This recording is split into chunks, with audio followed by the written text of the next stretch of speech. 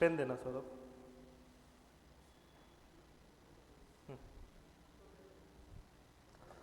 Good evening everyone. देखो आवाज़ तो क्लियर ही है, आवाज़ इनफैक्ट बहुत है, क्लियर तो होना ही है। डियर ऑनलाइन स्टूडेंट्स,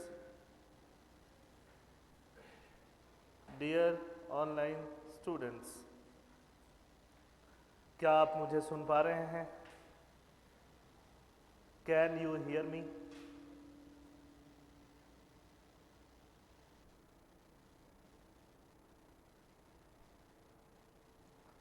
क्लियर, बहुत बढ़िया।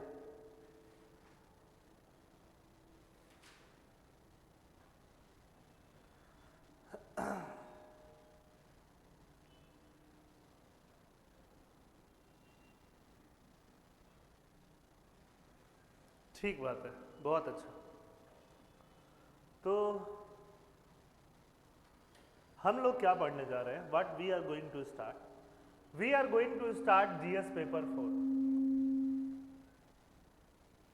आ जाओ।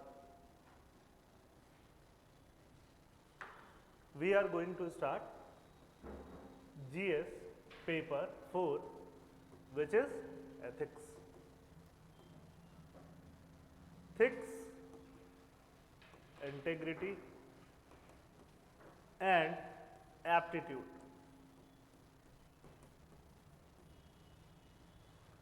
अब आप में दो तरह के लोग होंगे। एक तरह के वो स्टूडेंट होंगे जिन्होंने पहले कभी न कभी मेंस दिया होगा, और दूसरे उस तरह के स्टूडेंट होंगे, अभी के लिए फिलहाल मैंने एसी ऑफ कर दिया है, खास ज़रूरत नहीं लग रहा, वो वाला पीछे वाले दोनों ऑन है। तो आप में दो तरह के स्टूडेंट होंगे जिन्होंने या तो पहले मेंस दिया होगा और या तो मेंस नहीं दिया होगा, पहली बार मेंस दे रहे होंगे। तो आप लोगों में से किसी ने कभी मेंस दिया है, एपीएससी मेंस? अच्छा, आप चारों लोगों ने दिया है, ठीक है। तो आप अपने इंडिविजुअल मार्क्स बताइए कि how much you got in GS paper 4 that is ethics. कितना आप ऑब्टेन करे थे? 87, 93, 6। अच्छा, तुमने नहीं दिया था? 88। तुम्हारा एथिक्स का मार्क्स? एथिक्स का 45। अच्छा, कोई बात नहीं। तो पहले स्टार्ट करते हैं 45 से। तुम्हारे मार्क्स कम क्यों थे? इतना प्रिपेयर नहीं किया, बस जाके अपीयर हो गए। अच्छा, बाकी ऑनलाइन स्टूडेंट्स आप लोग बताइए। 101 बाई नीलाक्षी, वेरी गुड। और 88, 96। और क्या तुम पूरा पेपर कंप्लीट करके आए थे 100%? और तुम्हें लगा कि ये जो मार्क्स आया है वो अच्छा मार्क्स है? क्या तुमको ऐसा लगता है कि उस मार्क्स को हम लोग और ज़्यादा इंप्रूव कर सकते हैं? Okay, so what is your target for this year? 150 plus. Okay, what is your target? आपका पहला मेंस है, ठीक है। आपने कुछ टारगेट सेट किया है अपने लिए? देखो, इंडिविजुअली हर जीएस में हमारा टारगेट 110 प्लस तो होना ही चाहिए, है ना? तो ये अब ऑलरेडी 2 सब्जेक्ट पढ़ लिए हो या दूसरा सब्जेक्ट चल रहा है तो आपको सर लोगों ने बताया होगा। और my name is Prashant Kumar Mishra, और मैं अभी तो आप लोगों को एथिक्स एंड ऐसे पढ़ाने वाला हूँ। ऐसे भी 250 मार्क्स का एक पेपर है और एथिक्स भी 250 मार्क्स का एक पेपर है। तो आज हम लोग एथिक्स स्टार्ट कर रहे हैं।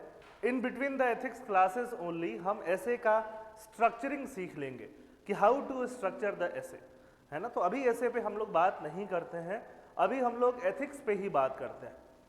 तो हमारा अभी जो गोल है वो एथिक्स पेपर पे है, ना एथिक्स को समझने पे है और एथिक्स में कैसे अच्छा से अच्छा मार्क्स लाया जाए। फॉर एग्जाम्पल 110 प्लस तो लाना ही है। जिनका 90s में पिछले साल मार्क्स था वो कम से कम 125 प्लस के बारे में तो सोचे ही। ये हमारा गोल है एथिक्स पेपर से रिलेटेड। मैंने 4 यूपीएससी के मेंस दिए हैं, हर बार मेरे एथिक्स में 100 प्लस मार्क्स रहे हैं। तो मुझे लगता है कि जैसे मैं आपको बताऊंगा अगर आप इम्प्लीमेंट कर पाओ तो आपका एथिक्स का स्कोर अच्छा होगा, है ना? अभी आप देखते हो हमारे रिजल्ट्स में, यूपीएससी के इस साल के रिजल्ट में मोहम्मद सहनसा, उनका स्कोर भी 120 है एथिक्स का, वो भी मेरे ही स्टूडेंट है एथिक्स के भी। तो एथिक्स में क्या क्या चीज़ें करनी है आपको वो मैं समझा देता हूँ। पेपर पैटर्न तो जिन लोगों ने मेंस दिया है उनको पता है। आपने मेंस दिया है क्या? अच्छा, आपको भी पता है, तुमको पता है कि एथिक्स का पेपर क्या आता है। अच्छा देखो, तो 250 मार्क्स के पेपर में 2 सेक्शन होते हैं, प्रिसाइजली 2 सेक्शन होते हैं। फर्स्ट सेक्शन की अगर हम बात करें तो ये एक थ्योरी पेपर होता है, थ्योरी। एंड सेकंड पेपर की बात करें तो यहाँ पे केस स्टडीज होते हैं, case studies. Case studies basically application है, application of your thought process and whatever you have studied in the first section और थ्योरी पोर्शन। थ्योरी पोर्शन और केस स्टडी पोर्शन ये ऑलमोस्ट इक्वली डिवाइडेड होता है, exactly तो हो नहीं पाएगा। आप देखोगे कि 130 मार्क्स आपको कहां से आ रहा है, थ्योरी सेक्शन से क्वेश्चंस आएंगे, और एप्लीकेशन वाले केस स्टडी से कितने मार्क्स का आएगा, 120 मार्क्स के अराउंड क्वेश्चन आपको यहां से देखने के लिए मिलेगा। इको तो नहीं कर रहा है ना, इज इट ओके? थोड़ा सा तो अगर 120 मार्क्स में जनरली यहाँ पे एक क्वेश्चन 20 मार्क्स का होता है और यहाँ पे एक क्वेश्चन आपका 10 मार्क्स का होता है, तो यहाँ पे इन टोटल आपको 13 क्वेश्चन लिखने होते हैं, है ना। और यहाँ पे इन टोटल आपको हाउ मेनी क्वेश्चंस लिखने होते हैं, 6 क्वेश्चंस लिखने होते हैं, 6 एंड 13, ये 13 प्लस 6 19 क्वेश्चन इन टोटल आपको एथिक्स में सॉल्व करके आने होते हैं, लिख के आने होते हैं, पेपर कंप्लीट करके आना होता है, और अकॉर्डिंगली मार्क्स डिस्ट्रीब्यूशन होता है। अच्छा, अब आप लोग को बताया गया होगा या थोड़ा बहुत पहले से पता होगा सीनियर्स के थ्रू या टीचर्स के थ्रू भी कि पहले कौन सा सेक्शन आपको अटेम्प्ट करना है। तो जैसे आप कंफर्टेबल रहो वो सेक्शन आपको अटेम्प्ट करना होता है। अगर आप जिसमें आपकी स्पीड बेहतर हो, फास्ट हो, वो सेक्शन आपको पहले अटेम्प्ट करना होता है ना, क्योंकि हमें टाइम भी बचाना होता है। अगर केस स्टडीज आप फास्ट कर लेते हो तो उसको आप पहले अटेम्प्ट करो, या अगर आप थ्योरी पोर्शन फास्ट करते हो तो उसको आप पहले अटेम्प्ट करो। इसमें कोई फिक्स रूल नहीं है कि यही पहले अटेम्प्ट करेंगे कि नहीं ये तो 20 मार्क्स का एक है, ये 10 मार्क्स का एक है, ऐसा कुछ खास लॉजिक नहीं है। क्योंकि मैंने 4 मेंस दिए तो 2 बार मैंने एक अटेम्प्ट किया पहले, 2 बार दूसरी बार वाला अटेम्प्ट करा है। तो आपको क्या करना है वो डिसाइड होगा जैसे जैसे आप पढ़ते जाओगे, एथिक्स समझते जाओगे, उसके बेसिस पे आप डिसाइड करोगे, प्रैक्टिस करोगे, क्योंकि प्रैक्टिस बहुत जरूरी है ना। दोनों पार्ट का प्रैक्टिस, सेक्शनल का, थ्योरी पोर्शन का भी और केस स्टडीज का भी, ठीक है। अब केस स्टडी का प्रैक्टिस कैसे होता है, थ्योरी में तो बहुत सारी चीजें आ जाएंगी। ये एथिक्स का पेपर यूपीएससी ने ऐड किया था और यूपीएससी का ही सिलेबस एपीएससी ने पूरा ले रखा है। तो पहले तो बात हम ये करते हैं कि एथिक्स का पेपर ऐड ही क्यों किया गया, एथिक्स, एप्टीट्यूड, इंटीग्रिटी, ये सब पेपर क्यों ऐड किया गया है। क्योंकि जो पब्लिक सर्विस कमीशंस हैं वो ये चाहती हैं कि जो लोग एज ए सिविल सर्वेंट चुन के आ रहे हैं उनका कंट्रीब्यूशन सोसाइटी के लिए, नेशन के लिए काफ़ी अच्छा रहे। क्या वो एथिकल हैं, क्या उनके पास इंटीग्रिटी है, क्या उनके पास वो एप्टीट्यूड है। अब देखो, अब इसमें से 3 वर्ड तो मैंने बोली दिए और इन सब वर्ड का मतलब समझना इंपॉर्टेंट है। मे भी आप लोगों ने नाम सुना होगा, वर्ड सुना होगा, बट मतलब आपको शायद एग्जैक्टली फील नहीं हो पाता होगा। तो क्या जो लोग आ रहे हैं इतने काबिल हैं, मोरली काबिल हैं, समझ में आ रही बात, और इतने वाकई में इंटेलेक्चुअली काबिल हैं, कॉम्पिटेंट हैं कि जो आपका कंट्री को, सोसाइटी को एक सही डायरेक्शन में लेके जा सके। कई बार उनके पास, जैसे आपके पास, आप सिविल सर्वेंट बन जाओगे, आपके पास 100 काम एक साथ होगा। अब 100 काम क्या एक दिन में कवर कर पाओगे, शायद नहीं। तो आपको प्रायोरिटीज सेट करनी होंगी कि कौन सा काम आपको पहले करना है और कौन सा काम आपको बाद में करना है। प्रायोरिटीज सेट करने के लिए ये चैप्टर जो है आपको काफी हेल्प करेगा कि कैसे आपने प्रायोरिटीज सेट करी हैं, कौन से टास्क को पहले करें, कौन से टास्क को बाद में करें, है ना। मान लो आप एसीएस बन गए, एपीएस बन गए, कोई क्राइम हो रहा है, कोई राइट्स हो रहा है, वहाँ पे आपको जाना है, वहाँ पे आपको सिचुएशन मैनेज करना है। उसके लिए लॉ, रूल्स, रेगुलेशन तो हैं ही मैनेज करने के लिए, बट आपको अपना विजडम यूज करना होगा, है ना। और ये चैप्टर आपको, ये टॉपिक पूरा जीएस पेपर 4 आपको वो विजडम देने की कोशिश करता है कि ऐसे सिनारियों में जो फंस जाओ तो अब क्या चीज अप्लाई कर पाओगे। समझ में आ रही बात। तो ये पेपर एक ऑफिसर को, एक सिविल सर्वेंट को और बेहतर बनाने के लिए इंप्लीमेंट किया गया है ना। ये part of the recruitment process डाला गया है। अब एक बात आता है, क्या एथिक्स पढ़ के हर कोई एथिकल हो ही जाएगा?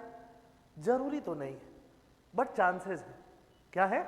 चांसेस है ना। चांसेस हैं कि जितने लोग पढ़ रहे हैं उसमें से काफी लोग पहले से ज्यादा एथिकल हो जाएं, एथिक्स को समझने लग जाएं, एक लॉन्ग टर्म व्यू को समझने लग जाएं कि उनका एक लॉन्ग टर्म क्या रोल होना चाहिए सोसाइटी के डेवलपमेंट में, या फिर अपने स्टेट के डेवलपमेंट में, या फिर कंट्री के डेवलपमेंट में। यही पर्पस लेके एथिक्स बनाया गया है। अब आप सोचोगे सर ये तो क्रैश कोर्स है, फाउंडेशन होता तो आप पर्पस बताते, बट ये पर्पस समझोगे तो आंसर्स लिखने में हेल्प होगा। कि जब आंसर्स लिखते समय अगर आप स्ट्रक कर जाओगे कि यहाँ पे क्या लिखना चाहिए, तो आपको ये पर्पस ध्यान में रखना है कि ये चैप्टर, ये टॉपिक, ये सब्जेक्ट किस वजह से इंट्रोड्यूस कराया गया है सिविल सर्विसेज के सिलेबस में। समझ में आ रही बात। तो यही चीज है, इसी वजह से एथिक्स का पेपर यहाँ पे इंक्लूड किया गया है। अब थ्योरी पोर्शन में भी अलग अलग सेक्शंस हैं।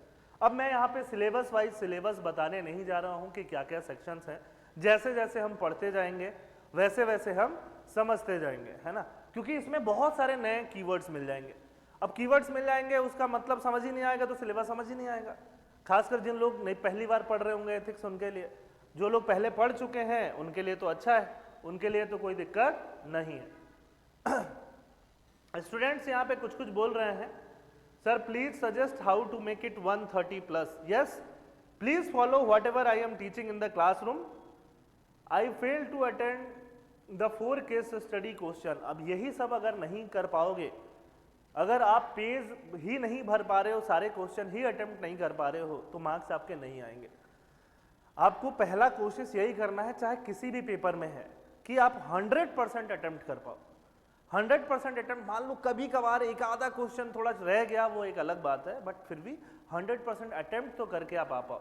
वो प्रैक्टिस पहले से ही आपकी नेट प्रैक्टिस रहेगी, है ना। वो माइंड का, वो हैंड आई का, वो पेन का, वो कोऑर्डिनेशन सेट करके बैठोगे, वो एग्जाम इन्वायरमेंट में 3-3 घंटे बैठ के आंसर लिख लोगे, तो वहां पे वो रिफ्लेक्ट होने के चांसेस क्या हो जाएगा, बढ़ जाएगा। तो जिनका क्वेश्चन छूटता है, पेजेस फिल नहीं होते हैं, है ना, उनके लिए तो खास जरूरी है, सबके लिए खास जरूरी है कि आप पूरा सेगमेंट लिखो 3-3 घंटे बैठ के। चलो अब आगे की बात करते हैं, मार्क्स कैसे लाना है। मार्क्स किन चीजों से आएगा? 2 पोर्शन हो गए। ये पोर्शन तो पूरा का पूरा एप्लीकेशन बेस्ड है। इस पोर्शन में पूरा का पूरा पहले वाला नॉलेज आपका क्या होगा, अप्लाई होगा। और दूसरा, ये केस स्टडी लिखने का एक अलग तरीका है, एक वे ऑफ राइटिंग है, how to approach the case study. तो वो वे ऑफ राइटिंग हम इनकलकेट करेंगे केस स्टडीज में, ठीक है। पहले हम बात करते हैं कि फर्स्ट पोर्शन में मार्क्स कैसे लाया जाएगा। फर्स्ट पोर्शन जैसे कि थ्योरी पोर्शन, थ्योरी पोर्शन में मार्क्स लाने का क्या तरीका है, कैसे ला सकते हो बताओ। हाँ, फैन चला दें? ओके, एसी चला दूं? एसी चला दूं कि फैन चला दूं? फैन ही से काम चल जाएगा। अच्छा,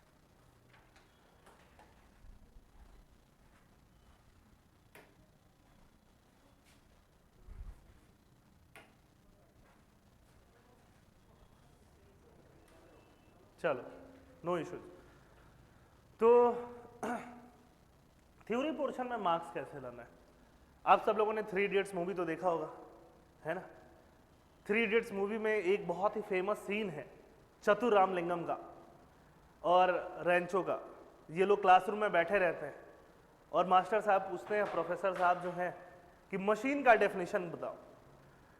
तो चतुर मशीन का डेफिनेशन बताते हैं बहुत ही यूनिक तरीके से, और जो रैंचो भाई साहब हैं वो क्या करते हैं, वो कुछ उठा लेते हैं, बोलते हैं कि देखो ये चेन ऊपर नीचे मशीन है सर, ऐसे हो जाए तो मशीन है सर। अब वो सीन जब आप देखते हो आपको 2 चीज समझ में आता है। एक को कि रैंचो जो आमिर खान है उनको उस मशीन के बारे में समझ है, वो समझते हैं कि मशीन होता क्या है, काम कैसे करता है। और जो चतुर रामलिंगम है उनको डेफिनेशन रटा हुआ है। समझ में आ रही बात? दोनों चीज है। समझ भी है, अंडरस्टैंडिंग भी है, और रट्टाफिकेशन किसके पास है? चतुर के पास। जब रिजल्ट आता है फर्स्ट रैंक समझने वाले का, सेकंड रैंक रटने वाले का, बाकी लोग बहुत पीछे। तो आपको मार्क्स लाने के लिए क्या करना है? समझना है कि रटना है? ये हमेशा एक डिबेट होता है कि हम समझ के लिखें कि हमने समझ लिया कि एथिक्स क्या है, अब खुद की मर्जी से लिख देते हैं। एक तो ये हो जाता है कि समझ में आ गया पूरा, अब मुझसे लिखवा लो, जो मेरे दिमाग में आएगा मैं लिख दूंगा। एक होता है कि समझ में तो नहीं आया बट रट्टा हुआ है मेरा मस्त तरीके से, कुछ भी आए मैं एग्जैक्ट तरीके से लिख सकता हूँ। कौन सा वाला बेहतर काम करेगा, है ना? तो जब मैं क्योंकि बहुत लंबे टाइम तक प्रिपरेशन करता रहा, तो एक चीज समझ में आई कि समझना तो है ही और समझ के रटना भी है। दोनों काम करना है अगर आपको ज्यादा मार्क्स लाना है तो। बट रटने में एफर्ट ज्यादा लगता है, समझने में कम लगता है। समझना तो इस क्लासरूम की गारंटी है कि जो भी आप यहाँ पढ़ रहे हो यहाँ के यहाँ ही समझ के जाओगे। अब रटने में हम लोग क्या ऐसा तरीका अपनाएं कि हमारा एफर्ट काफी हद तक कम हो पाए? समझ में आ रही बात? तो वही चीज करना है, बट क्या रटना पड़ेगा? हाँ, देखो जब हम थ्योरीज पढ़ेंगे तो थ्योरीज में हमें डेफिनेशंस याद करने पड़ेंगे। कुछ स्टैंडर्ड डेफिनेशन होते हैं, स्टैंडर्ड डेफिनेशन हमें याद होने चाहिए। क्या line by line, word by word याद होना चाहिए? कई बार line by line, word by word भी याद होना चाहिए। ऐसे मान लो 10 डेफिनेशन हो सकते हैं, है ना? इतना तो हम याद कर ही सकते हैं। उसके अलावा 30, 40, 50 और डेफिनेशन हो सकते हैं जिसमें अगर हमें 2-3 कीवर्ड याद हो, भले ही हमें लाइन बाय लाइन डेफिनेशन नहीं याद हो, बट 2-3 कीवर्ड याद हो तो बाकी सेंटेंस हम फ्रेम करेंगे तो मतलब मोर और लेस सेम ही निकलेगा। समझ में आ रही बात? तो ऐसे करके हमें डेफिनेशंस और बाकी कुछ और डेफिनेशंस का, कुछ और कीवर्ड्स का मतलब जानना जरूरी होगा, है ना? यहाँ पे आपकी वोकैबुलरी जितनी अच्छी है, एथिक्स आपको उतना ज्यादा रिवार्ड करती है।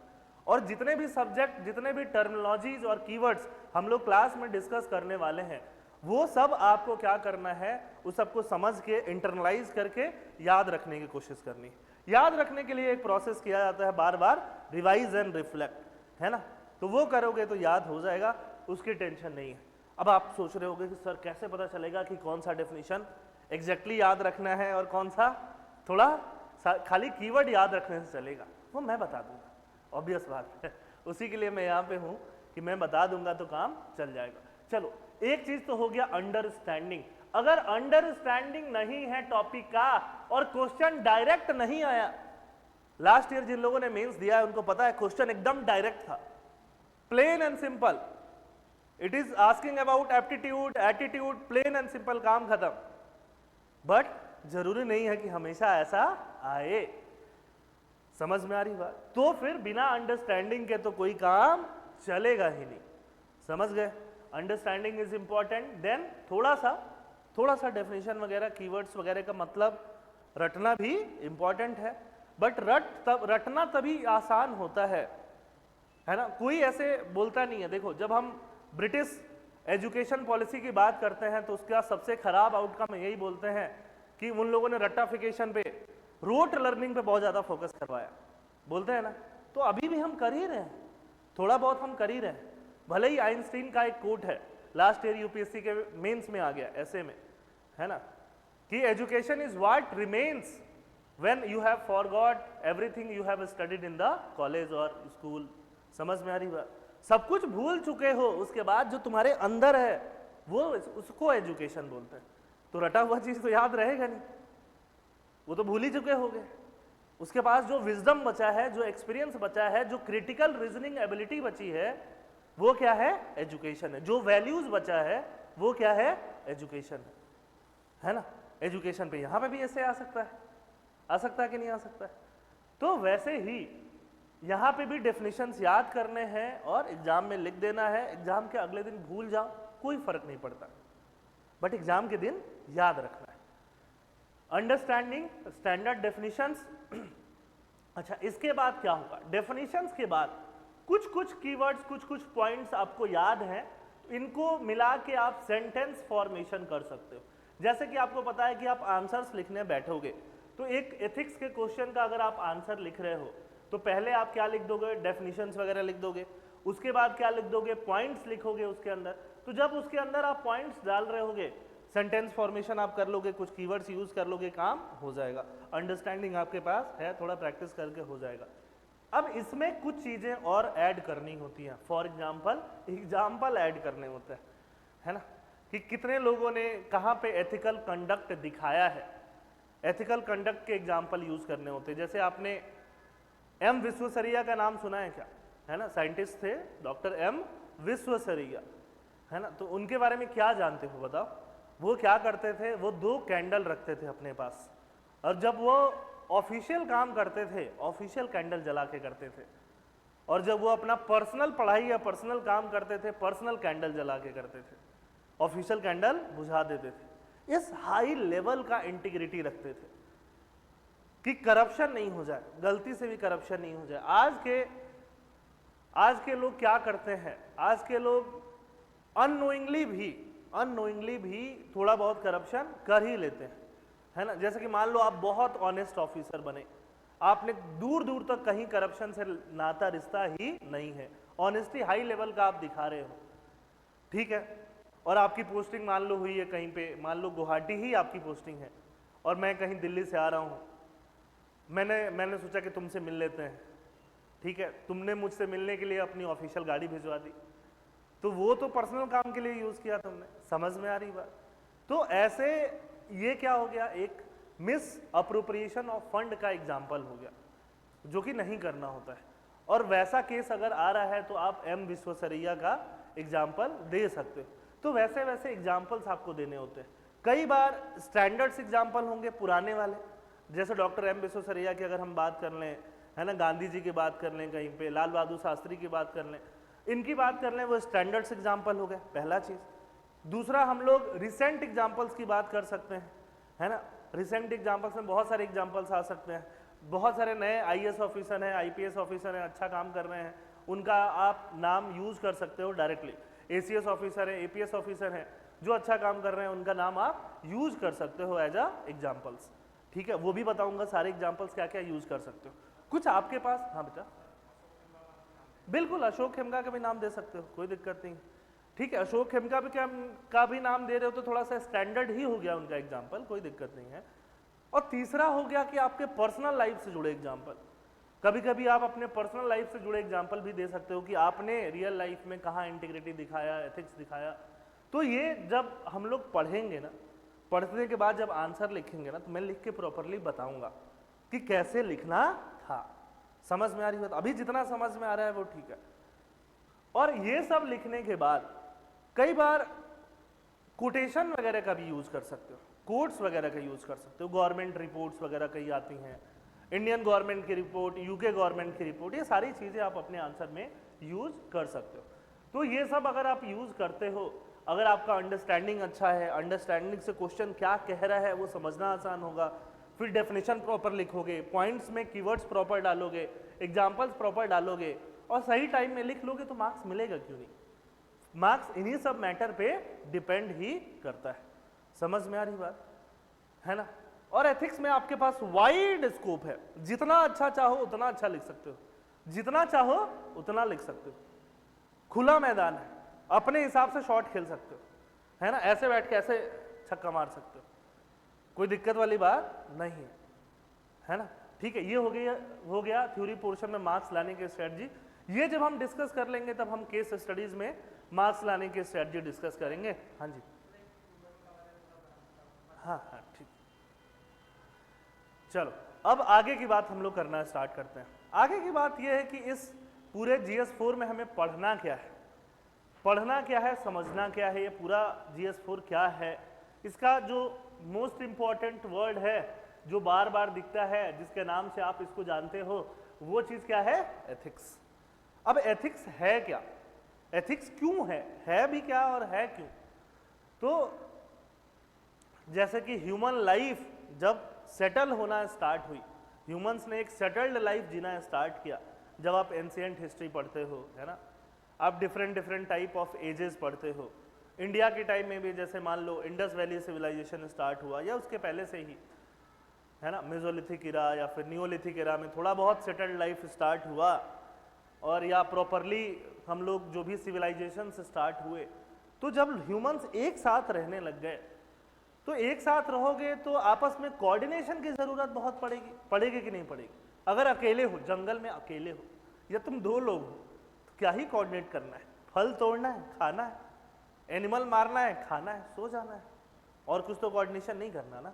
बट जब सेटल्ड लाइफ जीने लगे, डिवीजन ऑफ लेबर होने लग गया, पर्टिकुलरली कि वो राइस उगा रहा है, वो कॉटन उगा रहा है, तुम फर्नीचर बना रहे हो, समझ में आ रही बात? तुम्हें अब राइस चाहिए, उसको फर्नीचर चाहिए, उन सबको रूल करने के लिए एक राजा हो गया। तो सेटल्ड लाइफ जब आप जीना स्टार्ट करते हो, तो सबसे जरूरी होता है कि राइट और रॉन्ग, सही क्या है गलत क्या है, ये जजमेंट निकालना, क्या सही होगा और क्या गलत होगा। समझ में आ रही बात?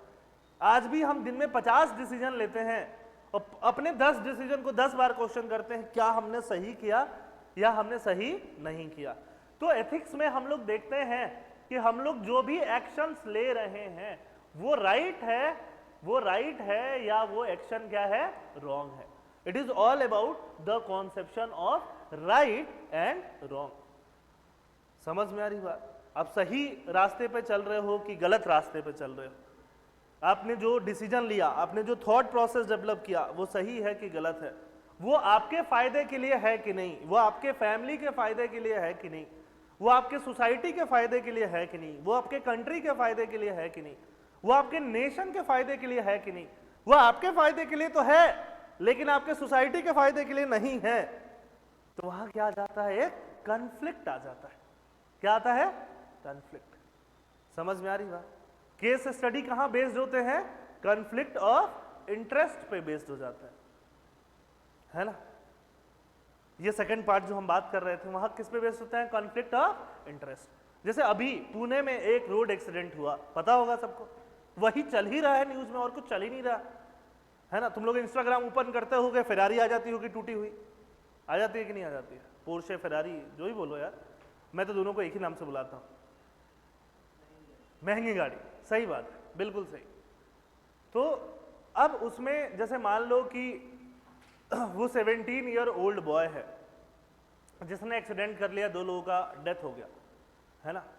और तुम बैठे हुए हो एज अ ऑफिसर इंचार्ज, जिसको पूरा मैटर टैकल करना है, और वो जो 17 ईयर बॉय है वो तुम्हारा 17 छोड़ो, वो 18 ईयर का है ना। और ये इंसिडेंट कहीं कैमरे में कैद ही नहीं हुआ, और ये मैटर तुम्हारे पास ही आ जाता है।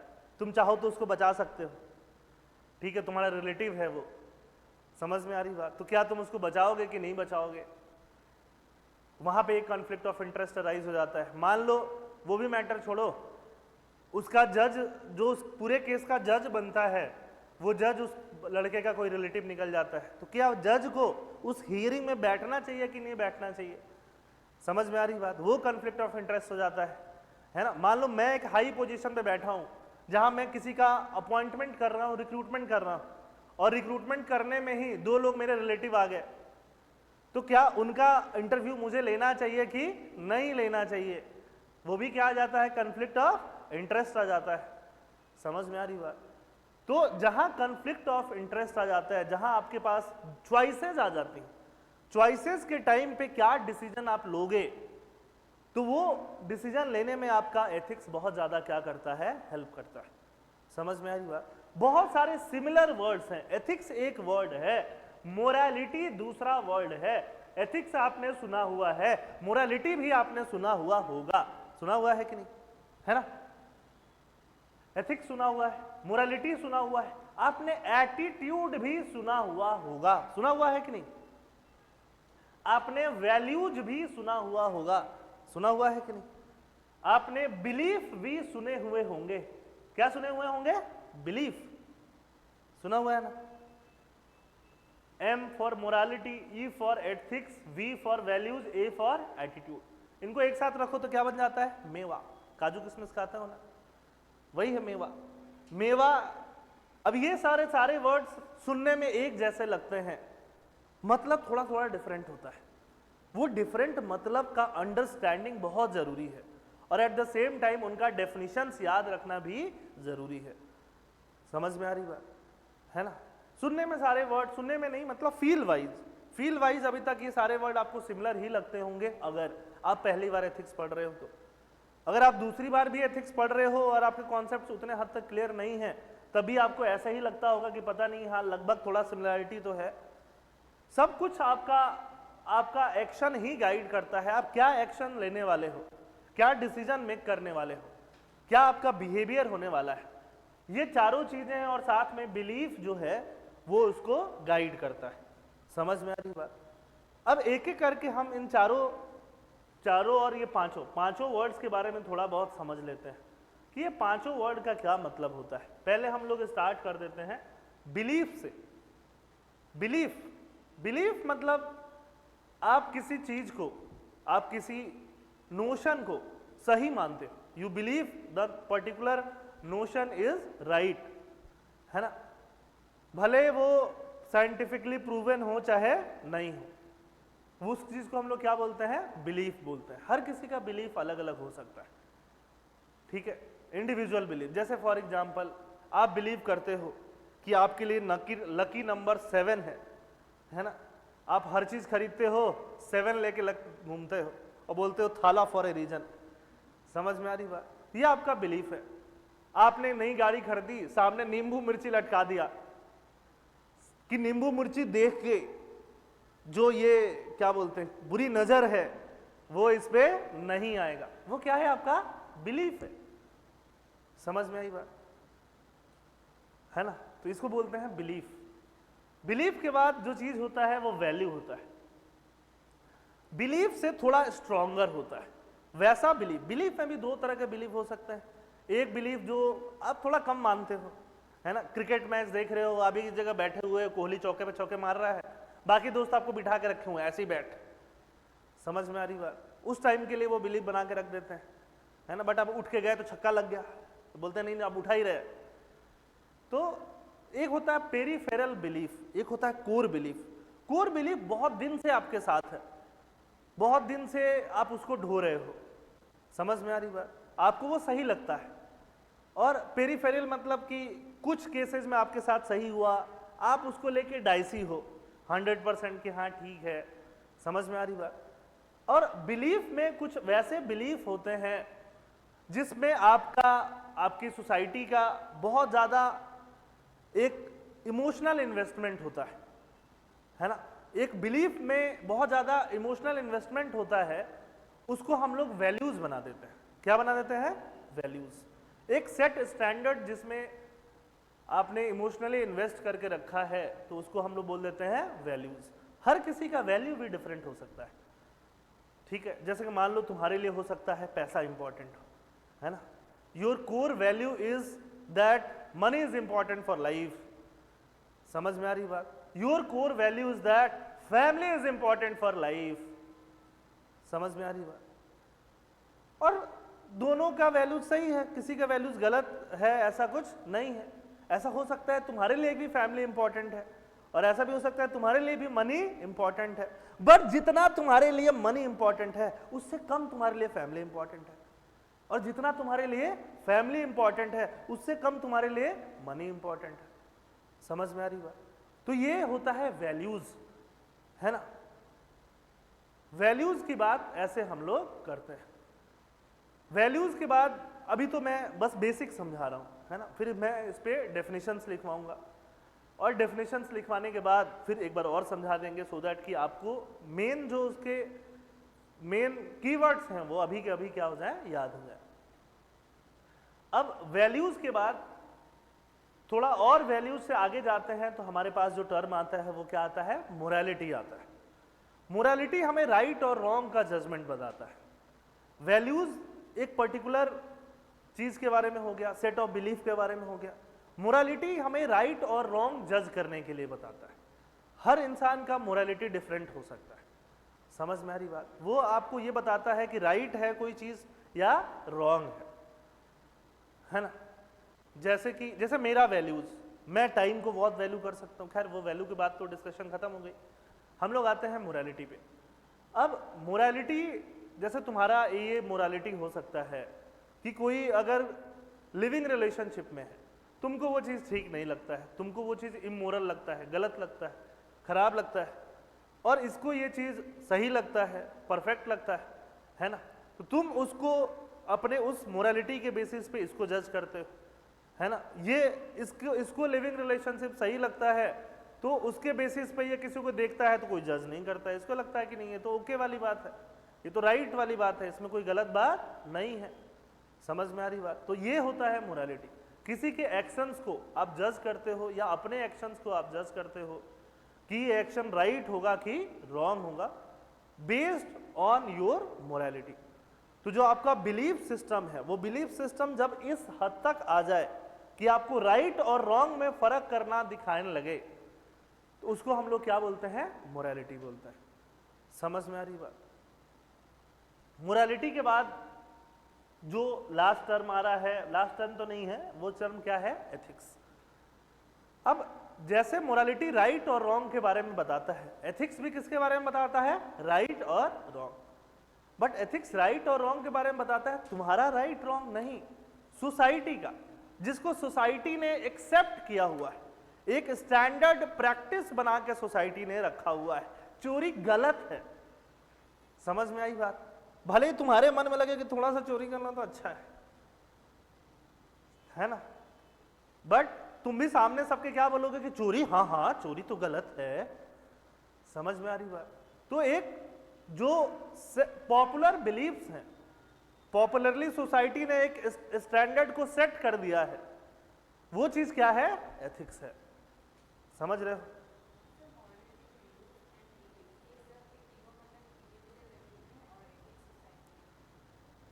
एथिक्स सोसाइटल लेवल पे है, बिल्कुल। वैल्यूज जो है वो पर्सनल लेवल पे है, सोसाइटल लेवल पे भी है। मोरालिटी सिर्फ पर्सनल लेवल पे, वो एक एक करके आते हैं, हम धीरे धीरे एक एक करके आता है।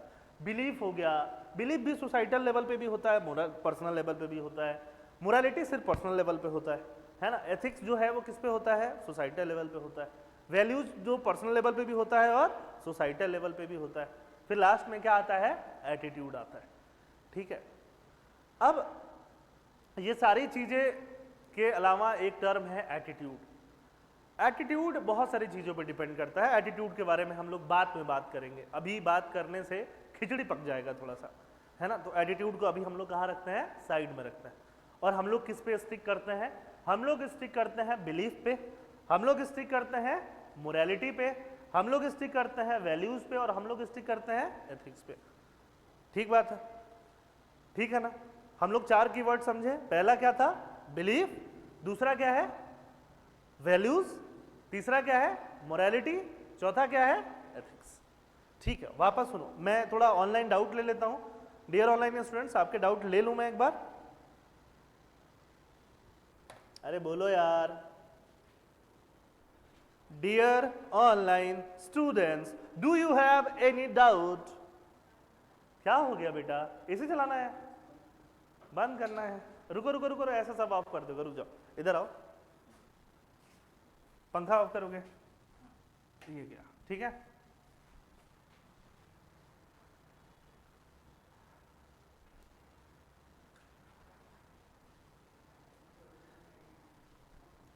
No doubt, no doubt, no doubt.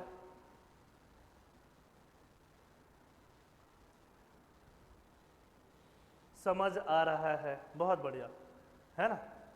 तो देखो एक चीज और ध्यान से सुनना कि ये जो टर्मिनोलॉजी हम समझ रहे हैं इसका जरूरी नहीं है कि एक ही डेफिनेशन फाइनल है, क्योंकि हम पढ़ रहे हैं सोशल साइंस। समझ रहे हो? सोशल साइंस में किसी एक वर्ड का, कीवर्ड का एक ही डेफिनेशन हो जरूरी नहीं है। 3-4 कॉम्पिटिंग डेफिनेशन हो सकते हैं और सब इक्वली करेक्ट हो सकते हैं, है ना। तो हम डेफिनेशन वैसा याद करने की कोशिश करेंगे जो थोड़ा क्या है? आसान है। अगर हम फिजिक्स पढ़ रहे होते तो न्यूटन ने जो बोल दिया, उसमें हम लोग कुछ छेड़छाड़ नहीं कर सकते। यहां पे इसको क्या बोलते हैं? सब्जेक्टिव बोलते हैं, पर्सन टू पर्सन वेरी करने वाली चीज है ना। तो भी एक काफी हद तक डेफिनेशन हम स्टैंडर्ड ही रखेंगे। स्टैंडर्ड डेफिनेशन में 3-4, एक एक वर्ड के 3-4 स्टैंडर्ड डेफिनेशन हो सकते हैं। तो हो सकता है आपने पहले कभी और कोई डेफिनेशन पढ़ा हो, अभी मैं कोई और डेफिनेशन पढ़ाऊं, या हो सकता है कि वो दोनों डेफिनेशन में काफी कीवर्ड सेम हो बट सेंटेंस फॉर्मेशन अलग हो। समझ में आ रही बात? तो अब आपको जो अच्छे से याद हो जाए आप याद रख सकते हो, है ना। मैं तो बोलूंगा जो मैं अभी पढ़ाऊं वो याद करना है, खासकर जो पहली बार पढ़ रहे हैं वो तो वही करेंगे, उनको वही करना भी है। लेकिन जो बार बार मेंस दे चुके होंगे, हो सकता है अभी नया वाला कुछ डेफिनेशन उनको ज़्यादा आसान लगे तो वो ये याद कर लें। एक दो डेफिनेशन वो रटते आए हैं हमेशा से, अगर वो डेफिनेशन अपने आप में कंप्लीट डेफिनेशन है तो you can carry with it. समझ में आ रही बात? क्योंकि हमारे है कि हमको क्या करना है, with in the stipulated time जो 26 जुलाई से पहले का टाइम है उसमें एथिक्स खत्म करके, बाकी सब्जेक्ट खत्म करके, रिवाइज करके, टेस्ट लिख के प्रिपेयर्ड रहना है। यही करना है ना हमें, ठीक है। तो इसके लिए टाइम बचाने पे भी हमें ध्यान देना है। तो पहले से अगर आपको कुछ आ चुका है तो आ चुका है। विशाल बोल रहे हैं what is the thin line that separates morality with values and ethics. Thin line क्या है? देखो विशाल पूछ रहे हैं कि वो थिन लाइन, पतली वाली लाइन क्या है कि जो मोरालिटी को वैल्यूज से और एथिक्स से सेपरेट करती है। तो मोरालिटी और एथिक्स राइट और रॉन्ग के बारे में बताता है। समझ में आई बात? कि आप जो काम कर रहे हो पार्थ ये गलत है। समझ में आई बात? वैल्यूज इसके बारे में नहीं बताता, राइट और रॉन्ग तक पहुंचता ही नहीं है, पहले ही रह जाता है ना। थोड़ा सा एब्स्ट्रैक्ट चीज हो जाता है वैल्यूज। क्या हो जाता है? एब्स्ट्रैक्ट, है ना, थोड़ा एब्स्ट्रैक्ट चीजों की बात करता है। अब वैल्यूज जैसे मिडिल क्लास फैमिली के अलग वैल्यूज हो सकते हैं, middle class family, middle class लोग के अलग वैल्यूज हो सकते हैं कि जॉब में स्टेबिलिटी चाहिए, गवर्नमेंट जॉब चाहिए। रिच लोग के अलग वैल्यूज हो सकते हैं कि हमें तो बिजनेस करना है। क्या करना है? बिजनेस। समझ में आ रही बात? रिस्क टेकिंग बनना है, रिस्क टेकर, रिस्क लेना है लाइफ में। और family wise person to person ये सारे वैल्यूज क्या होते रहते हैं? चेंज होते रहते हैं। अगर किसी को बिजनेस करना है या किसी को गवर्नमेंट जॉब करनी है तो ये दोनों के अपने अपने वैल्यूज हो सकते हैं। ये स्टेबल रहना चाहता है, ये थोड़ा लाइफ में बहुत ज़्यादा आगे बढ़ना चाहता है। समझ में आ रही बात? दोनों के अपने अपने वैल्यूज हैं, कोई दिक्कत वाली बात नहीं है, कोई राइट और रॉन्ग नहीं है। हाँ जी, set of preferences, set of beliefs उसको पकड़ के रख सकती हो। प्रेफरेंस भी है बट प्रेफरेंस से ज़्यादा इंपॉर्टेंट यहाँ पे क्या रहेगा? बिलीव्स, है ना, जिसमें इमोशनली तुमने इन्वेस्ट किया। बचपन से तुम सोच रही हो कि बहुत पैसा कमाएंगे, मतलब इसके बारे में, तुम्हारा तो फैमिली वाला था, ठीक है, तो बचपन से सोच के बैठे हो तो वो तुमने उसको वैल्यू सिस्टम में डाल लिया अपने अंदर कि एक बार जब बड़े हो गए ना बहुत पैसा कमाएंगे। समझ में आई बात? या तुमने सोचा है कि एक बार में जब मैं बड़ी हुई, थोड़े बहुत पैसे आ गए, सबका ध्यान बहुत अच्छे से रखूंगी, ठीक है। ये तुम्हारा वैल्यू सिस्टम हो सकता है। वैल्यू सिस्टम एरिया वाइज भी डिपेंड करेगा, अलग अलग। वेस्टर्न वैल्यू सिस्टम अलग है, उनके वैल्यू सिस्टम ज़्यादा क्या है? पर्सनलाइज्ड है ना। हमारे पर्टिकुलर हैं वो लोग ज़्यादा, हमारे वैल्यू सिस्टम ज़्यादा कलेक्टिव हैं। समझ में आई बात? वो न्यूक्लियर फैमिली पे भी वो करते हैं ज़्यादा, हम लोग किस पे करते हैं? कंबाइंड ज्वाइंट फैमिलीज पे। समझ में आ रही बात? उनको क्या है? अपने सेल्फ से ज़्यादा मतलब है ना। मी मतलब दे ओनली, उनको सिर्फ अपने बारे में बात कर रहे हैं। उनकी फैमिली मतलब वो और उनकी वाइफ और हस्बैंड स्पाउस वाली बात हो जाती है। हमारे यहाँ फैमिली का मतलब अरे वो चाचा के मामा का मौसा का बेटा जो है वो भी फैमिली में आ जाता है। समझ में आ रही बात? अब धीरे धीरे हम भी वैसा बनते जा रहे हैं, हमारा वैल्यू सिस्टम भी वैसा ही चेंज होता जा रहा है ना। तो ये वैल्यूज अलग अलग जगह डिफरेंट हो सकता है। एथिक्स इन जनरल है ना, एक सेट ऑफ पॉपुलर सोसाइटल, हाँ जी, कैन वैल्यूज भी positive and negative both, yes both, है ना, कोई दिक्कत नहीं। निगेटिव मतलब निगेटिव किसी के लिए निगेटिव हो सकता है, किसी और के लिए नहीं हो सकता है ना, कोई दिक्कत वाली बात। निगेटिव टर्म नहीं है, रिलेटिव बोल सकते हो, कोई दिक्कत वाली बात नहीं। कौन?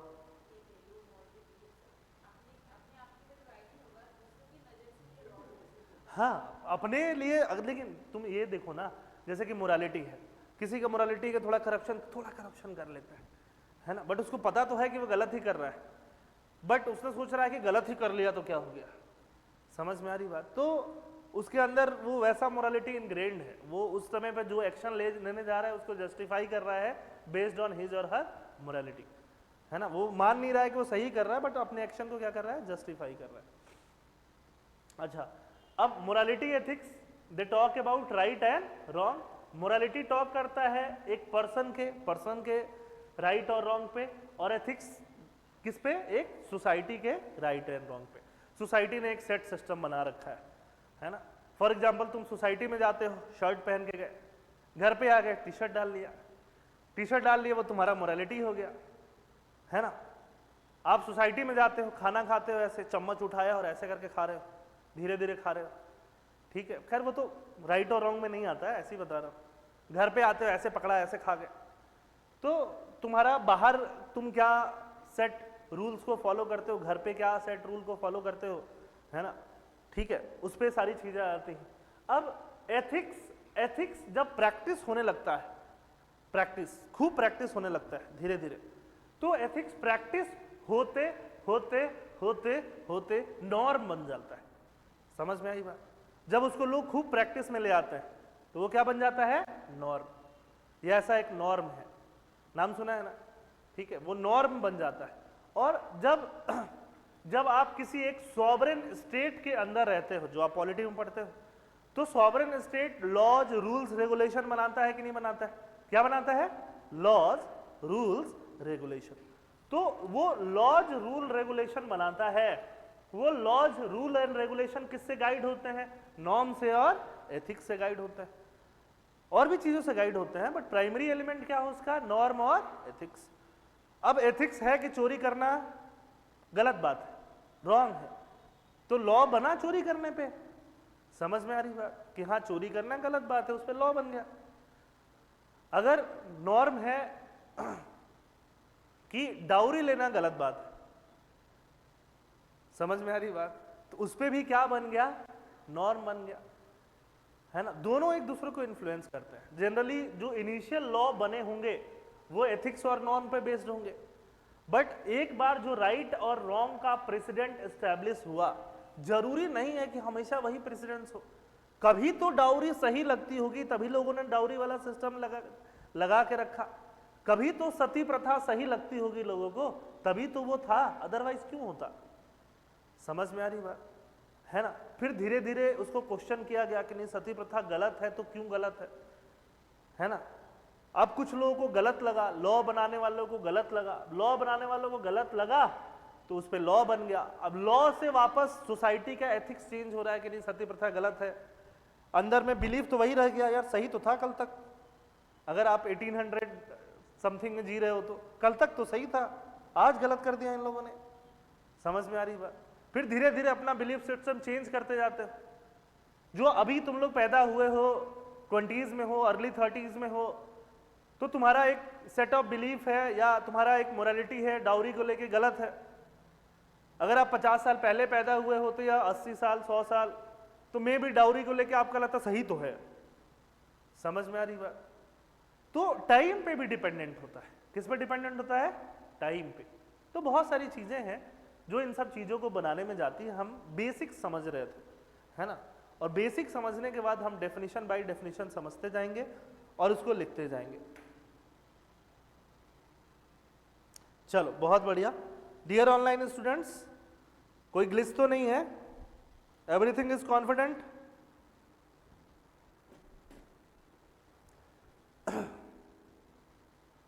हम लोग एक एक करके डेफिनेशंस लिख लेते हैं। देखो अपने पास वैसे तो आपको मटेरियल अपलोड करके मिल गया होगा, आई गेस। मिला है क्या? Have you got the material of ethics? देखो नहीं मिला, अभी मिल जाएगा। और सबसे अच्छी बात बताएं क्या है? सबसे अच्छी बात है 50 पेज का है पूरा। केस स्टडी नहीं है, केस स्टडी तो वैसे ही मैं क्लास में करा दूंगा। 50 पेज में you will get the complete ethics, है ना। तो तुम्हारा हेडेक जो है वो काफी कम हो जाएगा। अच्छा नहीं दिया है? दे दिया जाएगा। क्या है देखो, आंसर राइटिंग 15 मार्कर, 10 मार्कर, आ जाएगा। नहीं होगा तो आ जाएगा, डोंट वरी अबाउट इट, है ना।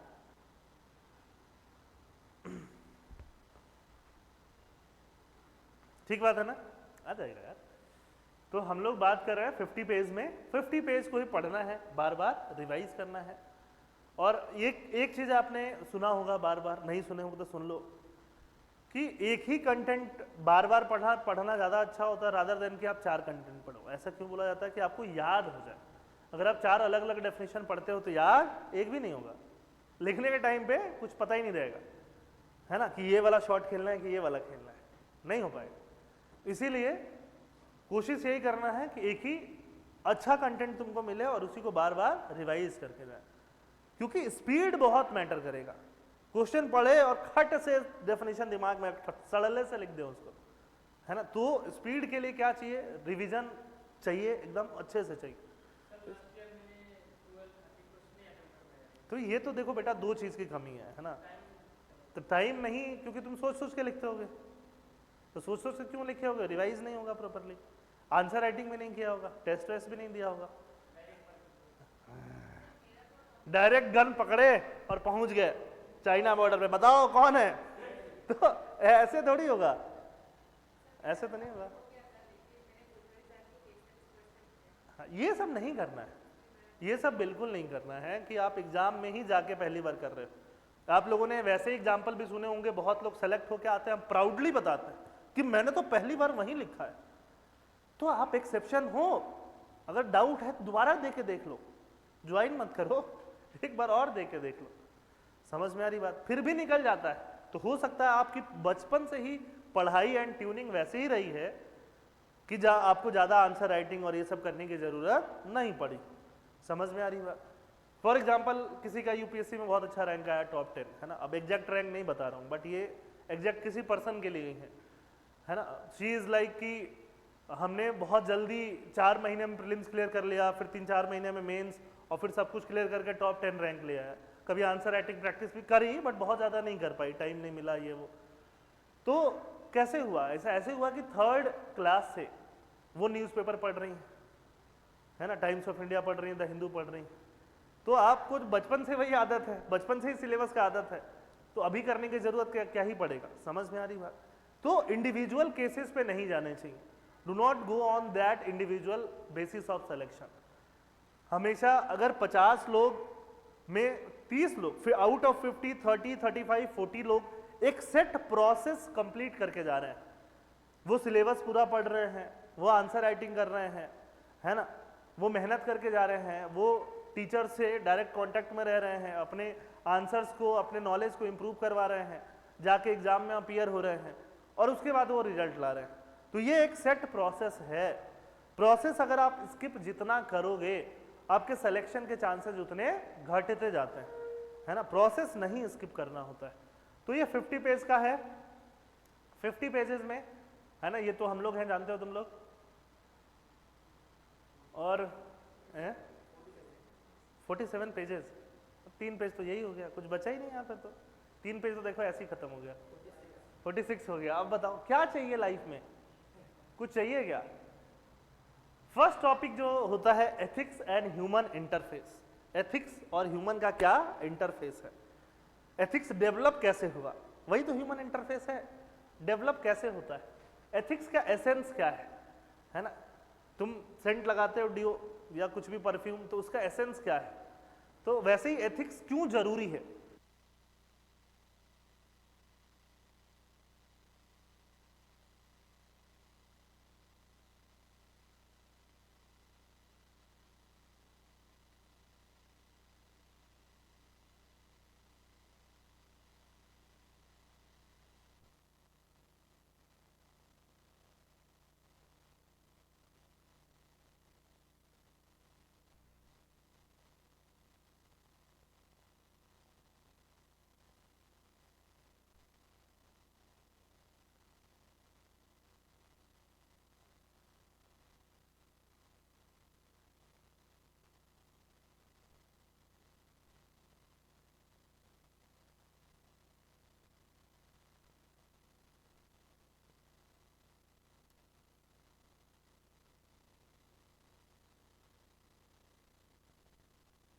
जाएगा। वैसे भी मेरी आवाज बुलंद है हमेशा से, है ना, तो सुनाई तो दे ही जाएगा। बट हाँ, ऑनलाइन वालों को थोड़ा अभी हो जाएगा सिस्टम।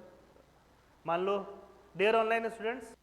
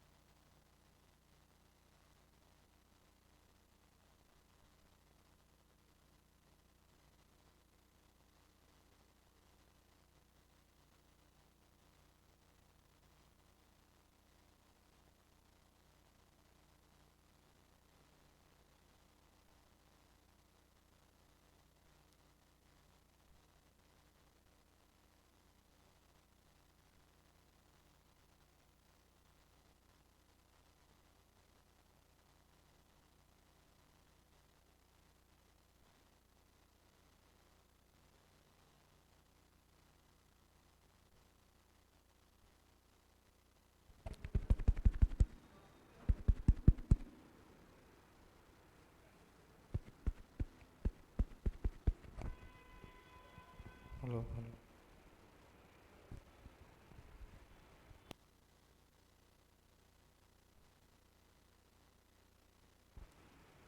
কি ক'লে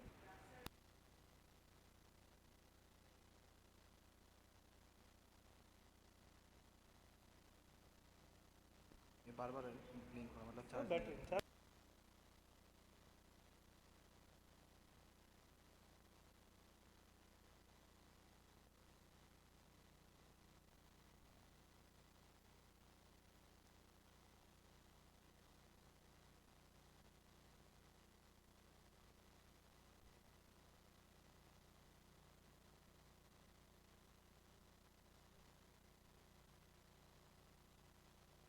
Hello.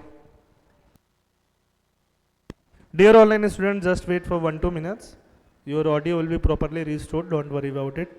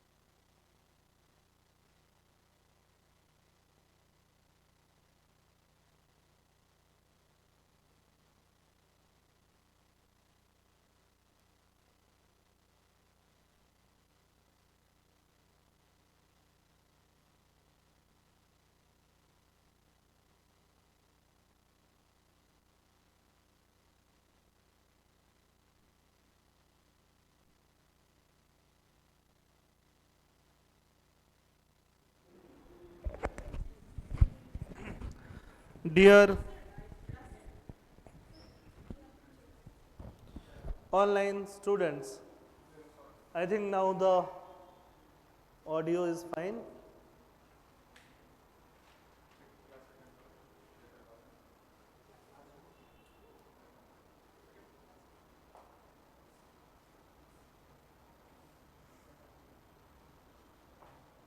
गुड।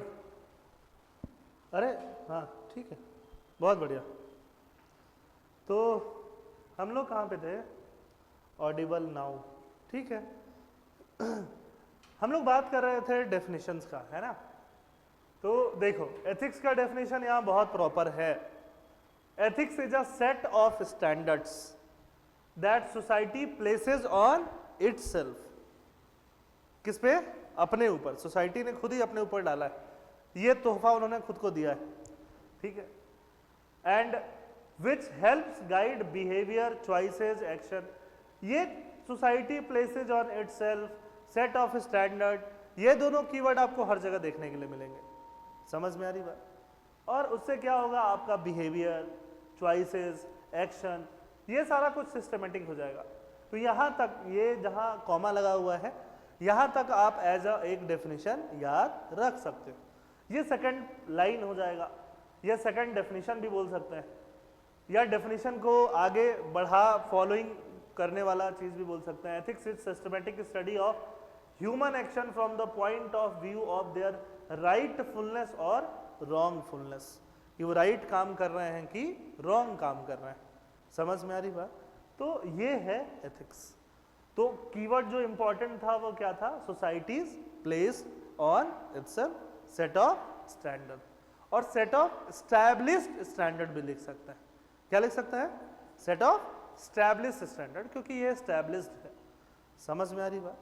और मोरालिटी में जाओगे तो मोरालिटी में भी बात वही हो रही है, राइट और रॉन्ग की ही, जो किसी इंडिविजुअल के पर्सनल लेवल पे होता है, पर्सनल या स्पिरिचुअल लेवल पे होता है, वो इंडिविजुअल के लेवल पे हो जाता है। मोरल्स के बारे में वही चीजें हैं कि मोरल्स कहाँ से आता है? Moral arise from personal experience, character, खुद का एक्सपीरियंस, खुद का कैरेक्टर, खुद का अंतरात्मा। अंतरात्मा को क्या बोलते हैं? कॉन्सेंस बोलते हैं। क्या बोलते हैं? कॉन्सेंस, है ना। खुद की चीजों से आपका मोरालिटी आ जाता है, ठीक है। उसमें फिर एक डिफेंस लॉयर का एग्जाम्पल दिया होगा। एग्जाम्पल्स बहुत सारे हैं, जो भी हम एग्जाम्पल बोलते हैं वो एक एग्जाम्पल वाली बात हो जाती है। आईपीएल में भी एक फेयर प्ले अवार्ड होता है ना, तो जो लोग ज़्यादा एथिकल होते हैं उनको फेयर प्ले अवार्ड मिलता है, और क्या मिलेगा। समझ में आ रही बात? फिर आता है values. Values is that which is good, desirable और worthwhile. They are basic and fundamental belief that guide और मोटिवेट एटीट्यूड। अब ये थोड़ा बड़ा डेफिनेशन है, इसका छोटा डेफिनेशन मैं अभी लिखवाऊंगा, ठीक है। सिविल सर्वेंट के क्या वैल्यू होने चाहिए, ये हमें सबसे ज़्यादा पढ़ना है। यही पूरे एथिक्स में हमें सबसे ज़्यादा पढ़ना है कि सिविल सर्वेंट का क्या वैल्यू होना चाहिए। आप सब लोग क्या बनोगे? सिविल सर्वेंट बनोगे। आपके वैल्यूज क्या होने चाहिए? Honesty, integrity, compassion. कंपैशन का नाम सुना है आप लोगों ने, है ना। एम्पैथी, ठीक है, न्यूट्रलिटी, इम्पार्शियलिटी, ये सब वैल्यूज होने चाहिए, ठीक है। फिर यही सब चीज़ें हैं। कॉन्स्टिट्यूशन में जैसे फंडामेंटल ड्यूटीज़ वगैरह है, वो भी हमारा बिहेवियर और कंडक्ट को गाइड करता है। तो ये सारी चीज़ें हैं, और बस अब इसमें कुछ कुछ चीज़ें मैं आपको अलग से लिखवा देता हूँ। जैसे कि यहाँ बिलीफ का कोई डेफिनेशन नहीं है। वैसे बिलीफ का डेफिनेशन एग्जाम में पूछा भी नहीं जाता है खास। डेफिनेशन किसका पूछा जाता है सबसे ज़्यादा? एथिक्स का और मोरालिटी का।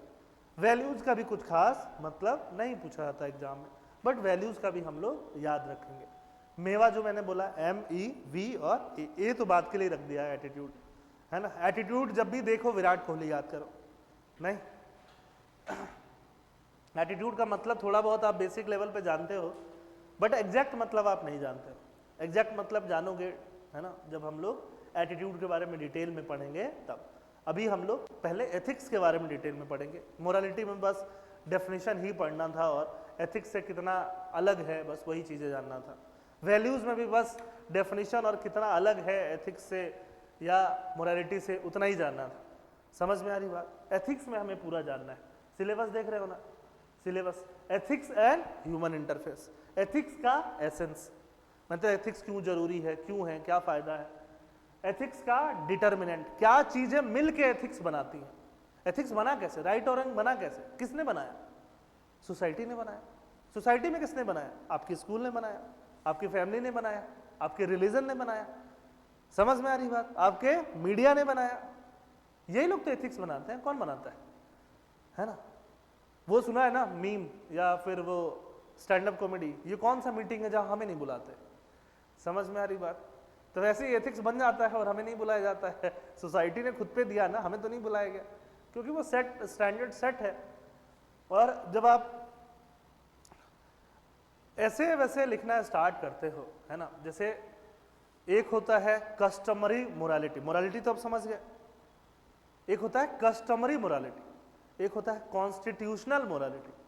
तो मोरालिटी का मतलब तो पर्सनल है, वो तो समझ में आ गई बात। एक मोरालिटी जो आपको कॉन्स्टिट्यूशन सिखाता है, एक मोरालिटी जो आपको कस्टम्स, आपके रिचुअल्स कस्टम्स सिखाता है ना। अब कस्टम्स क्या सिखाते हैं आपको? कस्टम्स ये सिखाते हैं कि होमोसेक्सुअल होना गलत है। समझ में आ रही बात? और कॉन्स्टिट्यूशन आपको क्या बोलता है? राइट टू प्राइवेसी बोलता है कि नहीं बोलता है? तो अगर ये एथिक्स में क्वेश्चन आ जाए कस्टमरी मोरालिटी वाला, कस्टमरी मोरालिटी और कॉन्स्टिट्यूशनल मोरालिटी में डिफरेंस बता दो, या ऐसे में आ जाए, तो मतलब तो समझे कि क्या बोला जा रहा है। एक मोरालिटी जो आपका ट्रेडिशन, आपके कस्टम आपको सिखा रहा है, और एक मोरालिटी जो आपको एक्चुअली कौन सिखा रहा है? कॉन्स्टिट्यूशन सिखा रहा है। समझ में आई बात? इससे बहुत सारे एग्जाम्पल दे सकते हो। हाँ, आ गया, कंफ्लिक्ट नहीं आ गया। एग्जैक्टली, तो यही तो बात होती है ना।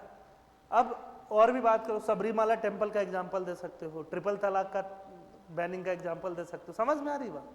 तो एक कस्टमरी मोरालिटी है और एक कॉन्स्टिट्यूशनल मोरालिटी। 50 एग्जाम्पल ऐसा दे सकते हो।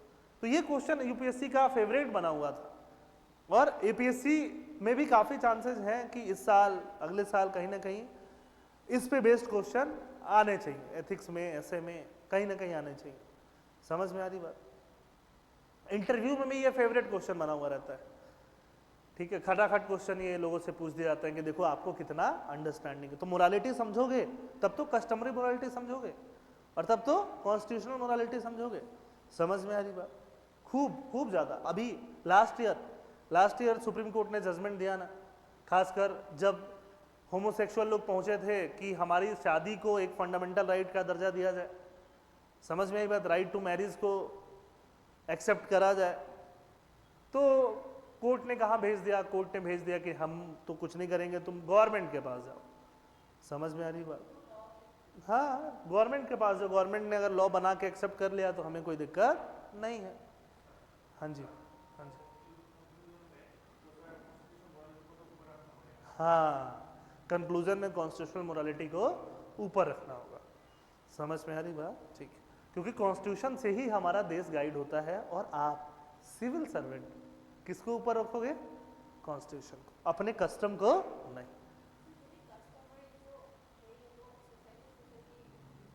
आप क्या बनोगी? बोलो, सिविल सर्वेंट, एसीएस बनोगे कि नहीं? तो बनोगे तो आप किसको ऊपर रखोगे? कॉन्स्टिट्यूशन को कि अपने कस्टम्स को? बस खत्म बात, यही है, यही कंक्लूजन है ना। चलो कुछ डेफिनेशंस हम लोग लिख लेते हैं।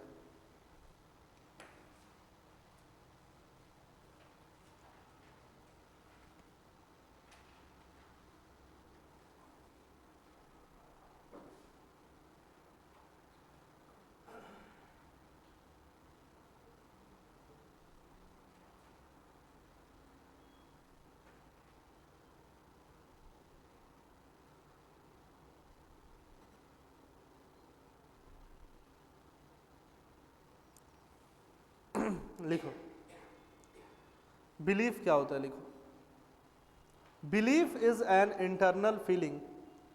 Belief is an internal feeling. Belief is an internal feeling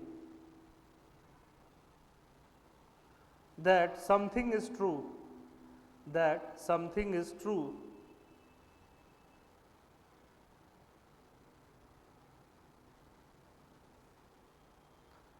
even if it is, even if it is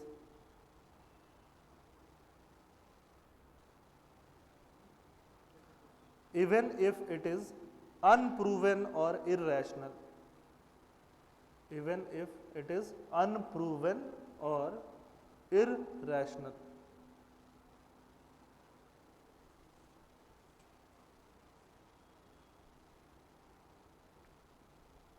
ठीक है, फुल स्टॉप। एग्जाम्पल लिख दो।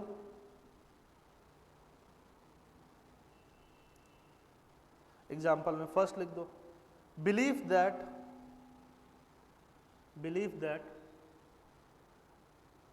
a particular number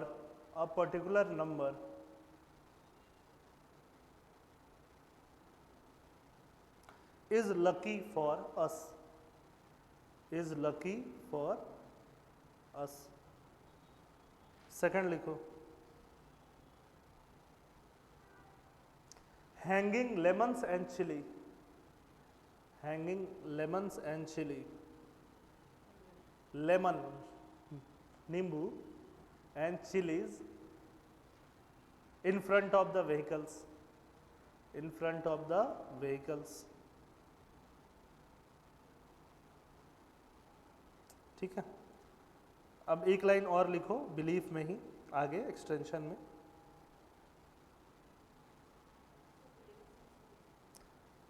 देखो बिलीफ का डेफिनेशन लिख दिया हम लोगों ने, है ना। बिलीफ में 2 एग्जाम्पल लिख दिए। अब 2 एग्जाम्पल तो आप समझ गए। अब ये अंडरस्टैंडिंग पे आप न्यूमरस एग्जाम्पल बना सकते हो कि नहीं? अब ये आपके ऊपर है। मेरे करण अर्जुन आएंगे, सही बात है, वो उनका बिलीफ ही तो था कि मेरे करण अर्जुन आएंगे, बट वो एग्जाम में नहीं लिख सकते। बट बात तो सही है ना। उनको तो डायरेक्टर ने बोल दिया होगा। समझ में आ रही बात? ठीक है, और बताओ बिलीफ खुद से बताओ, और क्या बिलीव करते हो तुम? भूत होता है, नहीं होता है? पैरानॉर्मल एक्टिविटीज एंड ऑल सब बिलीफ सिस्टम पे बेस्ड है। और बताओ।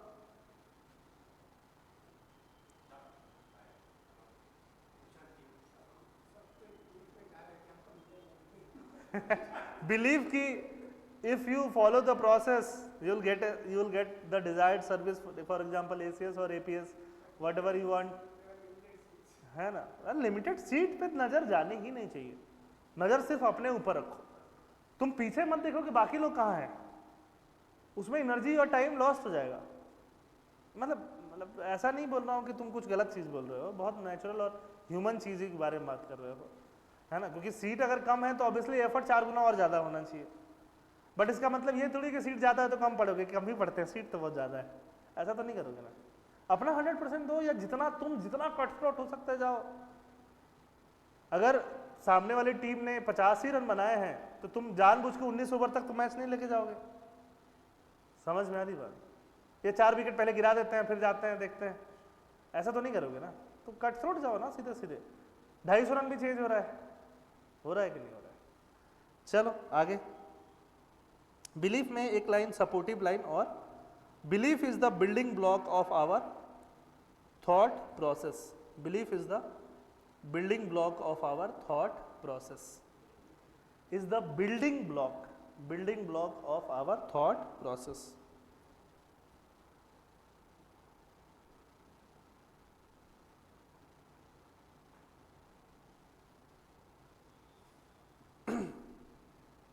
ठीक है, एक लाइन और बिलीफ के अंदर देखो। अब ये जो लाइन पॉइंट्स लिखवा रहा हूं ये तब हेल्प करेगा जब बिलीफ के बारे में ही क्वेश्चन पूछ दिया जाए। आ रही बात समझ में? हाँ देखो, beliefs can be peripheral, beliefs can be peripheral, periphery समझते हो ना? हाँ, beliefs can be peripheral, peripheral के ब्रैकेट में वीक डाल देना।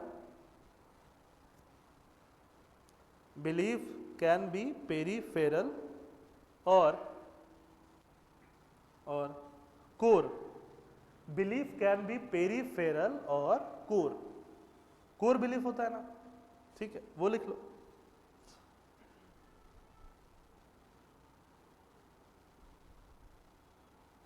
ठीक है, चलो हो गया। और क्या, बिलीफ के बारे में इतना काफी है। अच्छा, अगर कोर वीक, पेरीफेरल मतलब किनारे वाला, मतलब थोड़ा कम विश्वास है उस पर। बिलीफ है बट उस पर कम है। कोर मतलब बहुत स्ट्रांग है। कोर बिलीफ कब आता है? जब आपका खुद का खुद का पर्सनल एक्सपीरियंस है या इंटरेक्शन है जिसे आपने ही भूत देख लिया. Now you will start trusting that there is a ghost and ghost does exist या घोस्ट डू एग्जिस्ट. मतलब तुम खुद बिलीव करने लग जाओगे. थर्ड पर्सन से सुनी सुनाई बातें होगी तो पेरिफेरल बिलीव बन के रह जाएगा. समझ में आ रही बात? तो ऐसा होता है कि नहीं होता है? ठीक है, बस यही है बिलीव. ठीक, बिलीव के बाद अब दूसरा हम लोग क्या लिख रहे थे? वैल्यूज. वैल्यूज भी लिख लो.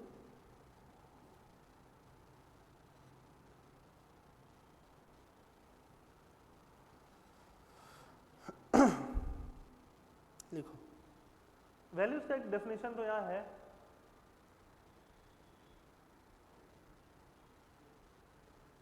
लिखो, values are basic and fundamental beliefs. Values are basic and fundamental beliefs. Values are basic and fundamental beliefs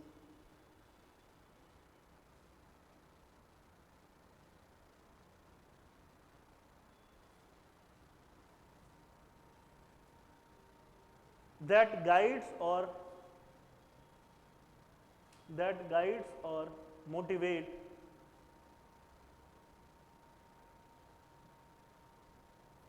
our actions.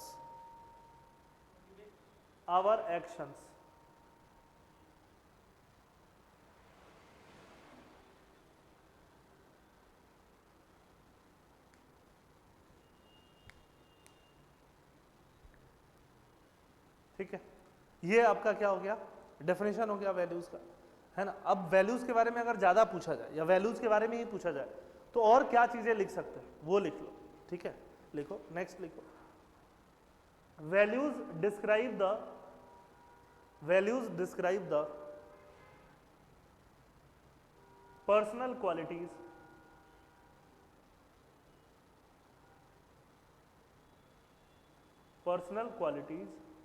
we choose to embody EMBODY. मतलब कैरी, मतलब खुद कैरी करना चाहता है. we choose to embody to guide our actions.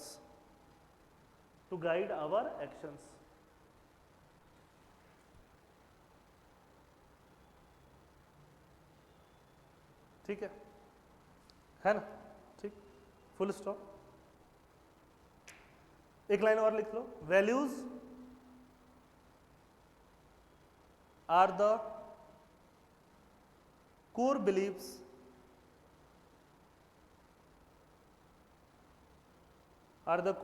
in which the person or the society has emotional investment. Personal or the society has emotional investment.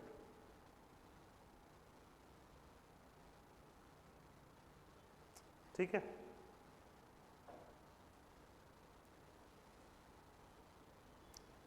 Example लिख सकते हैं. one person can value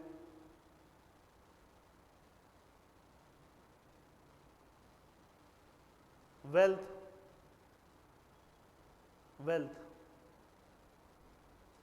and the other person can value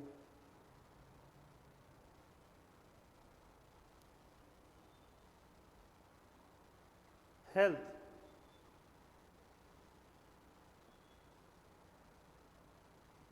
The third person can value both.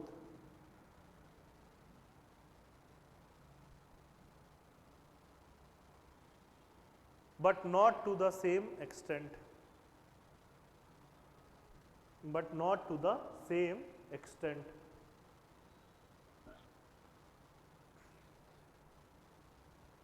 सही बात है कि नहीं?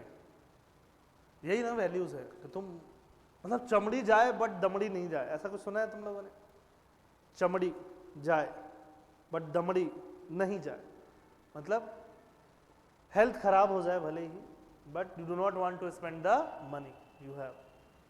समझ में आई बात? ये तो तुम्हारा किसी का वैल्यू ही होगा ना. जनरली पहले मतलब जैसे हिंदी आप पढ़ोगे, हिंदी में मुहावरे होते हैं. लोकोक्तियाँ, मुहावरे, है ना। तो उसमें एक ये पॉपुलर फ्रेज है, फ्रेज वर्ड होता है ना, हर लैंग्वेज का अपने कुछ की पॉपुलर फ्रेज वर्ड होते हैं। तो ये हिंदी का पॉपुलर फ्रेज वर्ड है कि कुछ लोग ऐसे होते हैं जिनकी चमड़ी दाए, चमड़ी मतलब स्किन उतर भी जाए तो भी पैसे नहीं जाने चाहिए, मतलब they are valuing the wealth more than their own skin. आ रही है बात समझ में? ठीक है। उस पर मिजरी की कहानियां बनती थी, है ना, कि किसी ने जूता खरीदा बट जूता हाथ में लेके जा रहा था कि जूता घिस नहीं जाए, पहनूंगा तो घिस जाएगा, पैर तो घिस रहा है, पैर में चुभ रहा है, but he is like not wearing, है ना। जूता बस ऑफिशियल पर्पस के लिए खरीदा था कि वहां जाके पहन लूंगा, मीटिंग खत्म होती उतार लूंगा, है ना। तो ये सब वैल्यूज वाली बात है। और वैल्यूज के बारे में लिखते हैं, आओ लिखो।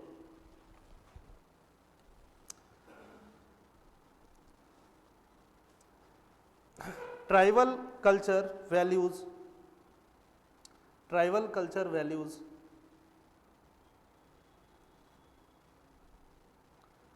conservation of environment more than others,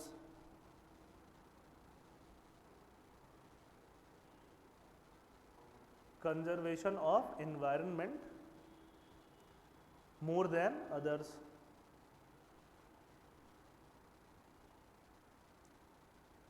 है ना। सोशलिस्ट नेक्स्ट पॉइंट में, ये सब आपको देखो मैं रास्ता दिखा रहा हूं, उसके बाद तुम बढ़ते जाओ। Socialist values, socialist value, socialist लोग क्या वैल्यू करते हैं बताओ, थोड़ा तो तुम लोग ऑलरेडी प्रीलिम्स क्वालिफाइड हो। इक्वालिटी और justice, socialist value equality and justice, लिखो इक्वालिटी जस्टिस, इक्वालिटी में भी लिख दो equality of outcome and justice.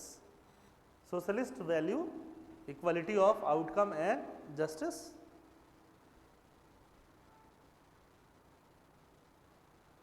सही चल रहा है। लिबरलिस्ट क्या वैल्यू करेंगे?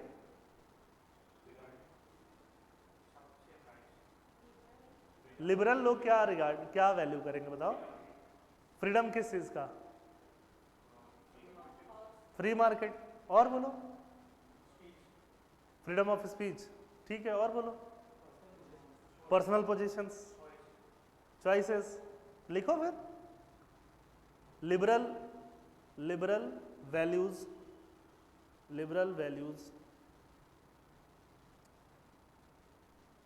है ना। Equality of opportunity, equality of opportunity,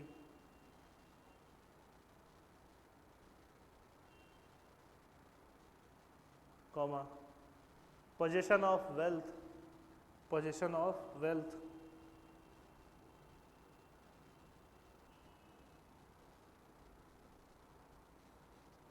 comma profitability, profitability,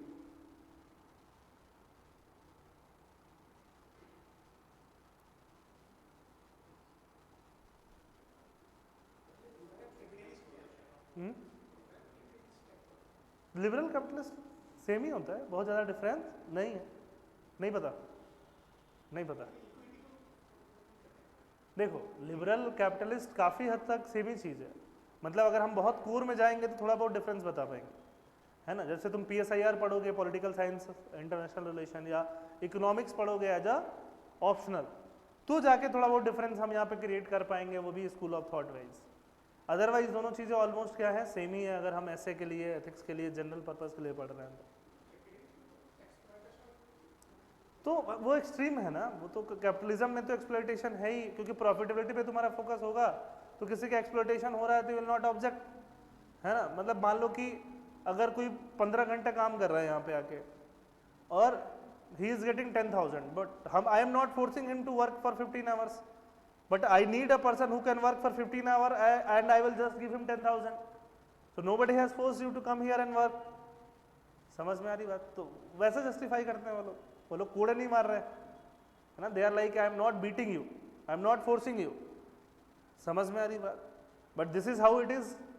I am using my brain, I am using my risk, I am using my labour, I am using my entrepreneurship capital, सब कुछ। तो this is what I am providing. If you want to work work, otherwise leave. समझ में आ रही बात? तो ऐसे वैल्यू करते हैं वो लोग बिल्कुल बिल्कुल। इकोनॉमी में तो काफ़ी कैपिटलिज्म वही चीज़ तो है। हम लोग इकोनॉमी जब पढ़ेंगे ना ठीक है, तो हम लोग समझेंगे। चलो वैल्यूज हम लोग समझ गए। वैल्यूज के बाद हम लोग क्या पढ़ेंगे? एथिक्स तो यहीं पे है, एथिक्स का तो कुछ करना ही नहीं है। ठीक है, वैल्यूज ऑफ गुड सिटीजन क्या हो सकता है? Honesty, integrity, responsibility, kindness, tolerance. Values of civil servant यहाँ लिखा हुआ है, ठीक है, चाहो तो हाईलाइट कर सकते हो।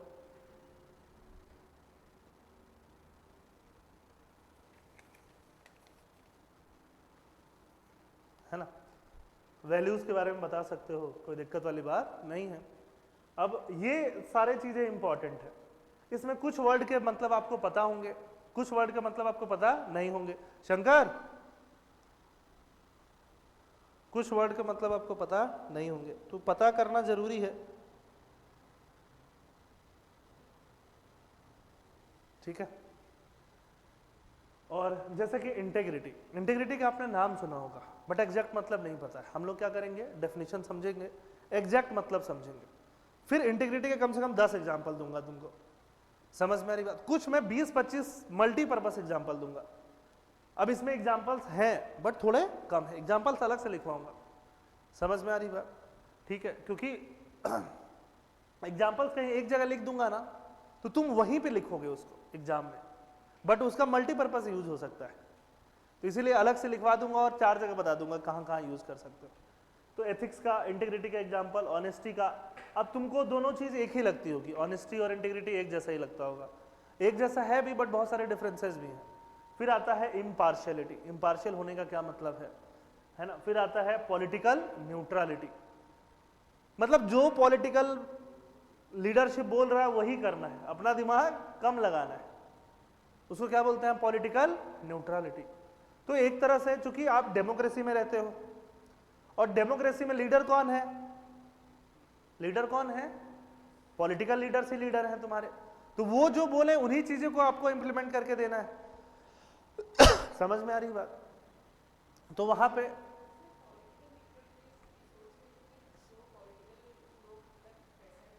वो इम्पार्शियलिटी है ना। न्यूट्रलिटी मतलब जी जो चीज तुमको बोली जा रही है वो चीज तुमको कर देना है, अगर वो लॉ के अगेंस्ट नहीं है तो। समझ में आ रही बात? उसको क्या बोलते हैं? न्यूट्रलिटी बोलते हैं, कि न्यूट्रल होके काम करना, ऑब्जेक्टिव होके काम करना। ऑब्जेक्टिव मतलब अब ऑब्जेक्टिवली सोचो कि अगर ये डैम बना रहे हो तो ऐसा नहीं कि डैम बना के देखते हैं क्या फायदा होगा क्या नुकसान होगा, ऐसे नहीं। अगर आप डिसीजन ले रहे हो कि you want to construct a dam, तो उसको ऑब्जेक्टिवली सोचो कि what will be the benefits of the dam and what can be the possible negative consequences of the dam. समझ में आ रही बात? तो ऐसे ऑब्जेक्टिवली आपको काम करना होता है ना। अगर आप कोई डिजीज के लिए, अगर आप जैसे कोविड का आउटब्रेक हो गया, अगर आपने अनाउंस कर दिया कि यहाँ पे कंटेनमेंट जोन बनाने हैं, ऑब्जेक्टिवली सोचो कि what will be the benefit of containment zone and what will be the repercussion, negative repercussion of the containment zone. समझ में आ रही बात? वो काम आपको करना होता है। डेडिकेशन टू पब्लिक सर्विस वो तो करना ही है। अब इसमें बहुत सारे लोगों के, सुनील राय करके एक सीएजी हुआ करते थे, सीएजी तो आप लोग जानते हो, पॉलिटी में थोड़ा बहुत पढ़ा होगा, पॉलिटी भी पढ़ाया जाएगा अभी आगे, है ना, मतलब मेंस वाला, मेंस के हिसाब से। बट सीएजी में एक सुनील राय बहुत फेमस सीएजी है। 2G स्कैम, ये सब कोयला स्कैम नाम सुना है ना, 2013-14 के टाइम पे वही सीएजी थे, उन्हीं के रिपोर्ट में ये सारी चीजें आ रही थी।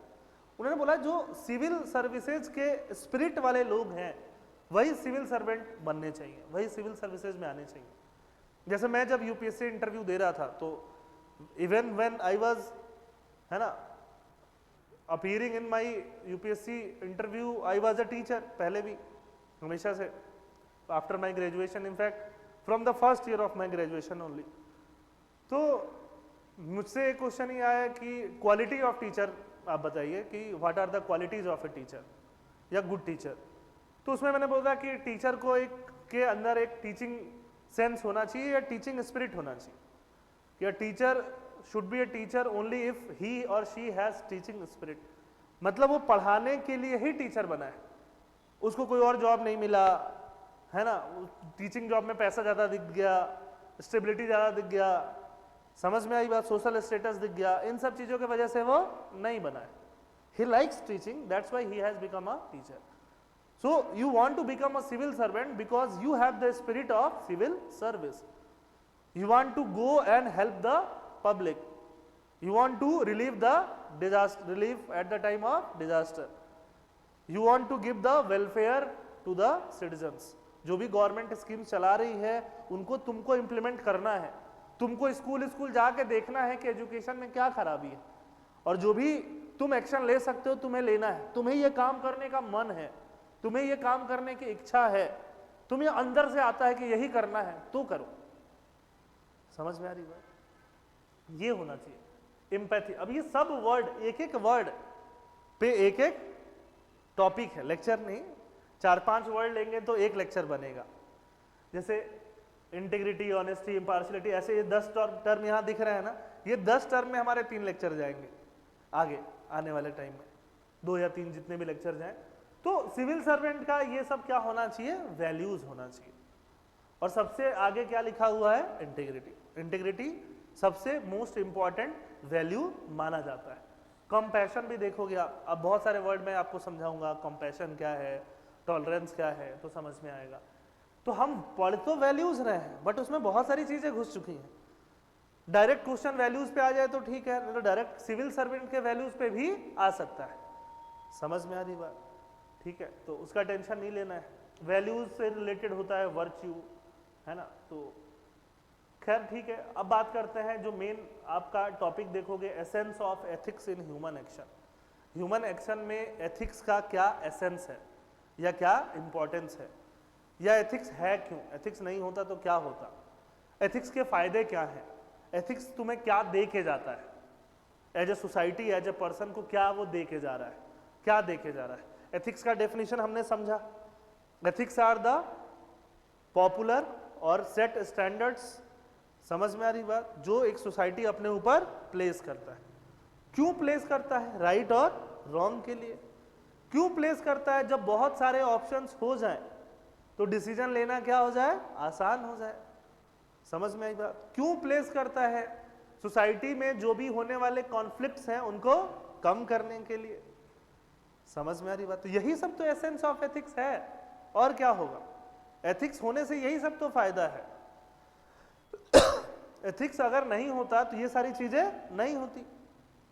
राइट और रॉन्ग क्या है पता नहीं चलता, आपका डिसीजन लेना मुश्किल होता. अब एक जगह है चोरी है, एक जगह चोरी नहीं है, तब सुनते हो ना, नहीं चोरी गलत बात है, ये करते हैं. ये आपको कौन बताया? एथिक्स बता रहा है. समझ में आ रही बात? तो यही है एसेंस ऑफ द एथिक्स. अब कुछ पॉइंट्स हम लोग सीधे सीधे समझ लेते हैं, है ना. देखो ये मस्त माइंड मैप के फॉर्म में है, याद करना भी क्या रहेगा? आसान रहेगा. Essence of the ethics, understanding ethics as the science of morality and prescribing standards of right and wrong.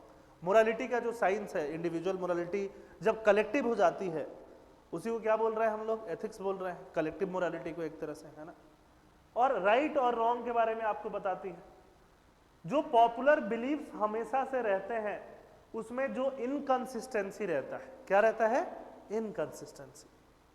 उसको ठीक करता है. अब इसका एग्जांपल सती प्रथा देख सकते हो, डाउरी सिस्टम दे सकते हो, कि ये पॉपुलर बिलीव्स हुआ करते थे कि नहीं. आज के टाइम में क्या सोसाइटी सती प्रथा को एक्सेप्ट करता है? क्या नहीं करता है? नहीं करता है ना. तो सती प्रथा कभी ठीक लगा होगा लोगों को, पॉपुलर बिलीफ होगा कुछ लोगों का या कुछ सेट ऑफ लोगों का या कुछ सोसाइटी का. अब उसमें इनकंसिस्टेंसी होती होगी, उनसे पूछा जाता होगा इनकंसिस्टेंसी का मतलब मैं बताता हूं. उनसे पूछा जाता होगा सती प्रथा क्यों कर रहे हो, तो वो 4 पॉइंट बता देते होंगे, इस वजह से कर रहे हैं. अब उनको काउंटर क्वेश्चन कर दिया जाता होगा तो जवाब नहीं दे पाते होंगे. इसी को क्या बोलते हैं? इनकंसिस्टेंसी. समझ में आई बात? है ना. तुम ये काम क्यों कर रहे हो, उनके उसका तुम्हारे पास आंसर है बट कंप्लीट आंसर नहीं है, उसको क्या बोलते हैं? इनकंसिस्टेंसी. ठीक है. तो वो इनकंसिस्टेंसी को ठीक किसने किया? फिर एथिक्स ने आके किया. उसमें हेल्प कर रहा है. अब इसमें वो एग्जांपल आ गया, help us separate essential from non essential, spirit from form, constant from temporary. अब कुछ कुछ और कीवर्ड्स आ रहे हैं. Essential, non essential. जैसे आप काम करते हो तो उसमें आप क्या एसेंशियल्स हैं, क्या नॉन एसेंशियल्स हैं. एथिक्स वहाँ भी हेल्प करेगा। आप सिविल सर्वेंट बन जाओगे, ठीक है, तो उसमें भी आपको बहुत सारा काम आपके पास रहेगा, प्रायोरिटी सेट करने में आपकी हेल्प करेगा।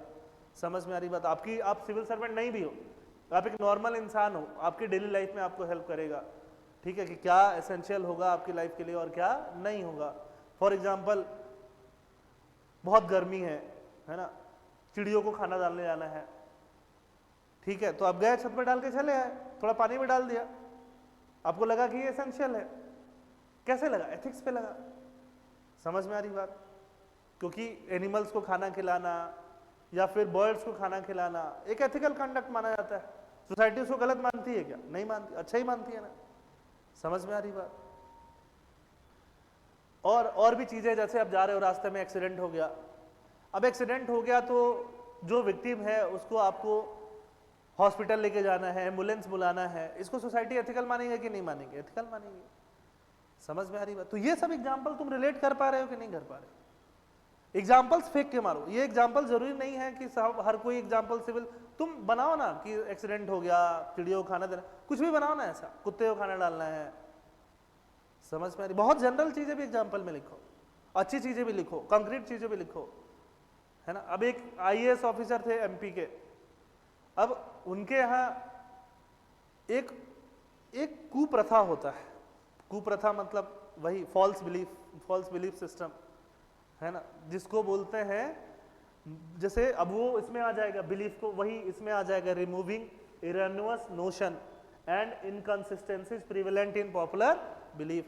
वहां पे एमपी में, छत्तीसगढ़ में पॉपुलर बिलीफ ये है कि अगर बच्चे माल न्यूट्रिशन से जूझ रहे हैं, माल न्यूट्रिशन समझते हो, तो अगर आयरन रॉड को गर्म कर दिया जाए और गर्म करके उनको पीठ में लगा दिया जाए तो उससे माल न्यूट्रिशन ठीक हो जाता है। इसको बोलते हैं दगना, मतलब दगना बोलते हैं उसको, लोकल लैंग्वेज में या हिंदी में भी दगना ही बोलते हैं। समझ में आ रही बात? अब उससे बच्चे मर भी जाते हैं। अभी कुछ महीने पहले की या लास्ट ईयर की बात होगी, एक बच्चा मर गया उससे, या इसी साल की बात है, नॉट श्योर, कुछ महीने पहले की बात। और 2-3 साल पहले उससे इतने बच्चे दाग दिए गए। अब आयरन रॉड जो पिघलने वाला है उससे आपने बच्चों के पीठ में लगाया, जिसका 1 साल उम्र है, 2 साल उम्र है, 4 साल उम्र है, कि माल न्यूट्रिशन का शिकार है ये, इससे इसके ऊपर बीमारियां नहीं होंगी, ये नहीं होगा। ये पॉपुलर बिलीफ ही होगा ना वहाँ का, और क्या होगा? इनकंसिस्टेंसी से होगा ना। तो तुमने वहाँ दिखा दिया। अब वहाँ के आईएएस ऑफिसर ने क्या किया, वो बच्चे हॉस्पिटल में लाए गए। हॉस्पिटल में वैसे ही गर्मी थी, 45-46 डिग्री टेम्परेचर चल रहा था। एक तो वो जले हुए हैं, ऊपर से गर्मी और है, एसी जब तक आएगा तब तक आएगा। उन्होंने अपने ऑफिस के एसी खुलवाए और लगवा दिए वहाँ पे हॉस्पिटल में बच्चों के लिए। तो ये क्या दिखाता है? कॉम्पैशन दिखाता है कि नहीं दिखाता है? समझ में आई बात, है ना। ये एक सिविल सर्वेंट में होना चाहिए कि नहीं होना चाहिए? होना चाहिए। ये स्पिरिट दिखाता है कि नहीं, सोसाइटी का सर्व करने का स्पिरिट, तो हर जगह यूज कर सकते हो कि नहीं कर सकते हो? समझ रहे हो? इनिशिएटिव लेने की क्षमता दिखाता है कि नहीं, इनोवेशन दिखाता है कि नहीं, प्रॉम्प्ट एक्शन दिखाता है कि नहीं दिखाता है? क्या दिखाता है? Prompt action. आप जा रहे हो, किसी का एक्सीडेंट पड़ा हुआ पाया गया, एम्बुलेंस को कॉल कर रहे हो, एम्बुलेंस वाले बोला कल आएंगे, या लग ही नहीं रहा नंबर। समझ में आ रही बात? तो ऐसे कुछ काम होगा क्या? नहीं होगा। यही सब चीजें हैं, एथिक्स यहां सब में हेल्प कर रहा होता है।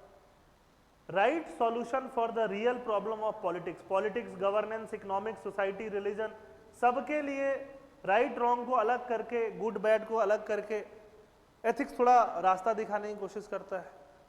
कि जैसे एक फिक्स्ड सेट ऑफ बिलीफ है कि कुछ चीजें सही ही हैं। समझ में आ रही बात? कुछ चीजें जैसे कि जस्टिस होना ही चाहिए, सोशल जस्टिस होना ही चाहिए।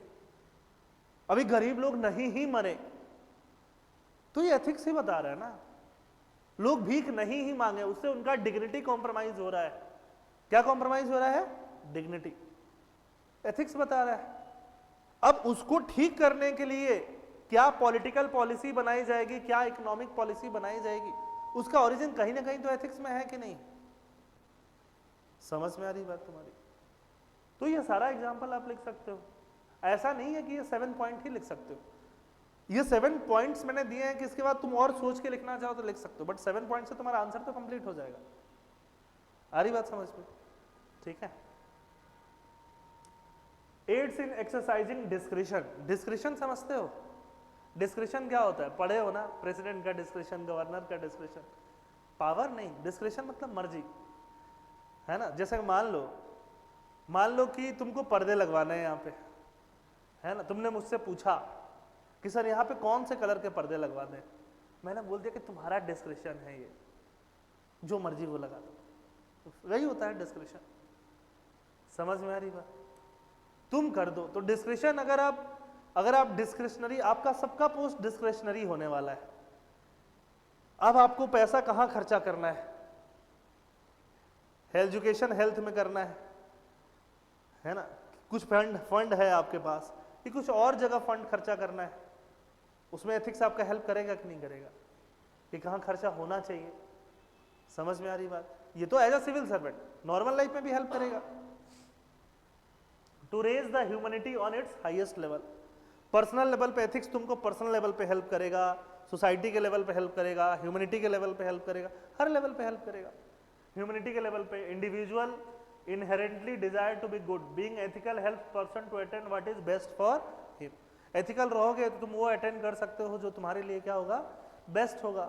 तुम्हारे लिए बेस्ट होगा, फिर वो सोसाइटी के लिए भी बेस्ट होगा। लॉन्ग टर्म दो चीजें होती है। लोग अनएथिकल होने के पीछे सबसे बड़ा रीजन क्या होता है? शॉर्ट टर्म गेन के पीछे लोग भागते हैं, क्विक। आपने अच्छा ये नाम सुना होगा, अब ये भी एग्जाम्पल में डाल सकते हो, ड्रीम 11।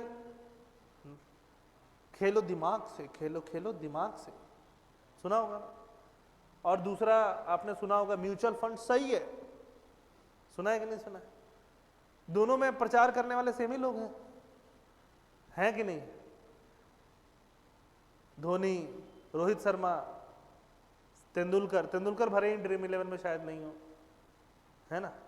ड्रीम 11 25 करोड़ लोग खेल रहे हैं और म्यूचुअल फंड में सिर्फ 5 करोड़ लोगों ने इन्वेस्ट किया हुआ है, या 5 करोड़ अकाउंट है। तो ड्रीम 11 तुमको क्विक पैसा दे सकता है, अचानक से करोड़पति। समझ में आई बात? म्यूचुअल फंड तुमको लॉन्ग टर्म में शायद नहीं करोड़पति बना ही देगा, अगर तुम एक फिक्स अमाउंट उसमें जमा करते जाओगे तो सबको क्या चाहिए? क्विक चाहिए। अनएथिकल होने के पीछे एक बहुत बड़ा टेम्पटेशन होता है, और टेम्पटेशन होता है सक्सेस, रिवार्ड क्या चाहिए? तुरंत चाहिए, ग्रेटिफिकेशन तुरंत चाहिए, तुरंत। तो सिविल सर्वेंट की एक अच्छी क्वालिटी होनी चाहिए डिलेड ग्रेटिफिकेशन। क्या होनी चाहिए? बोलो, डिलेड ग्रेटिफिकेशन, है ना। ठीक है, यही सब सारी चीजें हम लोग करते आ रहे हैं। रिवाइज करो अच्छे से आज जो पढ़ाया है ना। एक क्वेश्चन तुम लिख लो, right one question.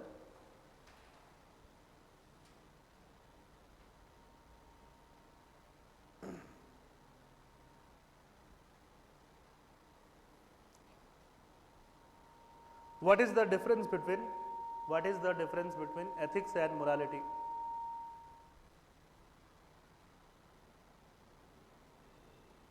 What is the difference between ethics and morality?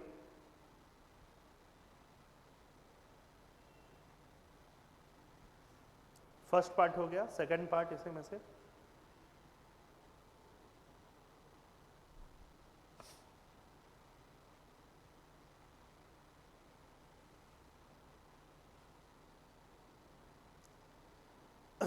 Second part essence of ethics पे लिख लो, ऐसे लिख लो।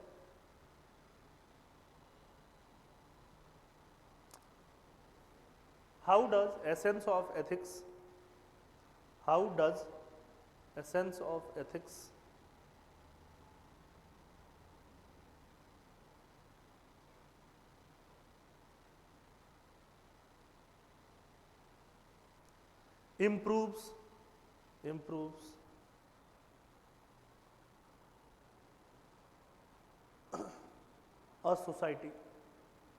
improves a society,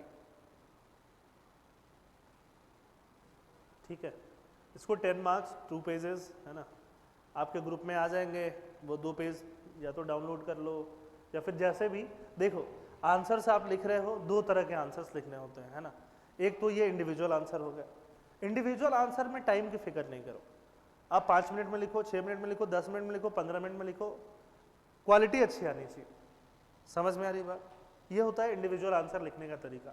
individual answer is like net practice. Ball आ रहा है, बस बैट पे लग रहा है, सही से लग रहा है कि नहीं, समझ में आई बात? तुम्हारी टाइमिंग कैसे सही जा रही है, ऐसे खेलने वाली बात। फिर आता है मैच प्रैक्टिस, एक प्रैक्टिस मैच। प्रैक्टिस मैच तुम्हारा क्या है? टेस्ट। उसमें अब तुमने अच्छे आंसर्स लिख दिए हैं, तो वहां पे तुम्हारा काम क्या है? वहां पे तुम्हारा काम क्या है? बहुत सारे अच्छे आंसर्स कम टाइम में लिख देना। समझ में आई बात? तुमने टेस्ट के बारे में पूछा कि सर टेस्ट का क्या बना हुआ है। देखो आई थिंक हम लोगों ने 12 टेस्ट में टोटल 12 टेस्ट दिए हैं। 6 टेस्ट अभी हैं, ऐसे है, मतलब सीक्वेंस वाइज है, ऐसे GS1, GS2, GS3, GS4, और लास्ट में 6 टेस्ट जो हैं वो हमने 3 दिन में ही दे दिए।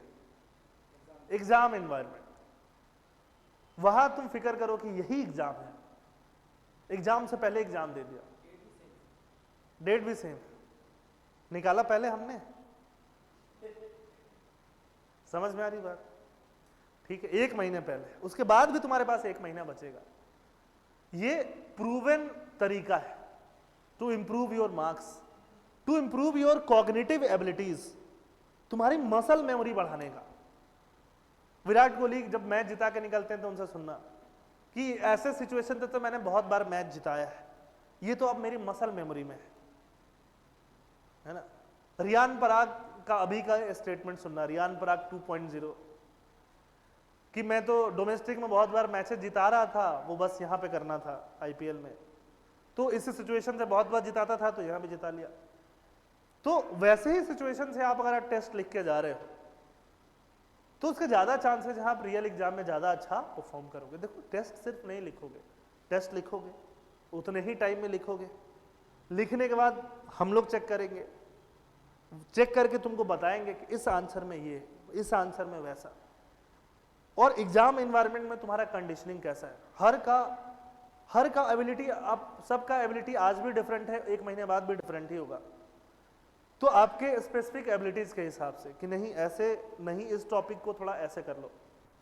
समझ में आई बात? प्रैक्टिकल तरीके जो कि प्रैक्टिकली काम करते हैं, ये काम करेंगे। उसके बाद भी 1 महीने होगा, उसके बाद भी हम लोग प्लान करेंगे कि अब चूंकि एग्जाम का डेट और आगे है तो थोड़ा पहले एक बार और ले लिया जाए, बट अभी के हिसाब से उस पर स्टिक करो।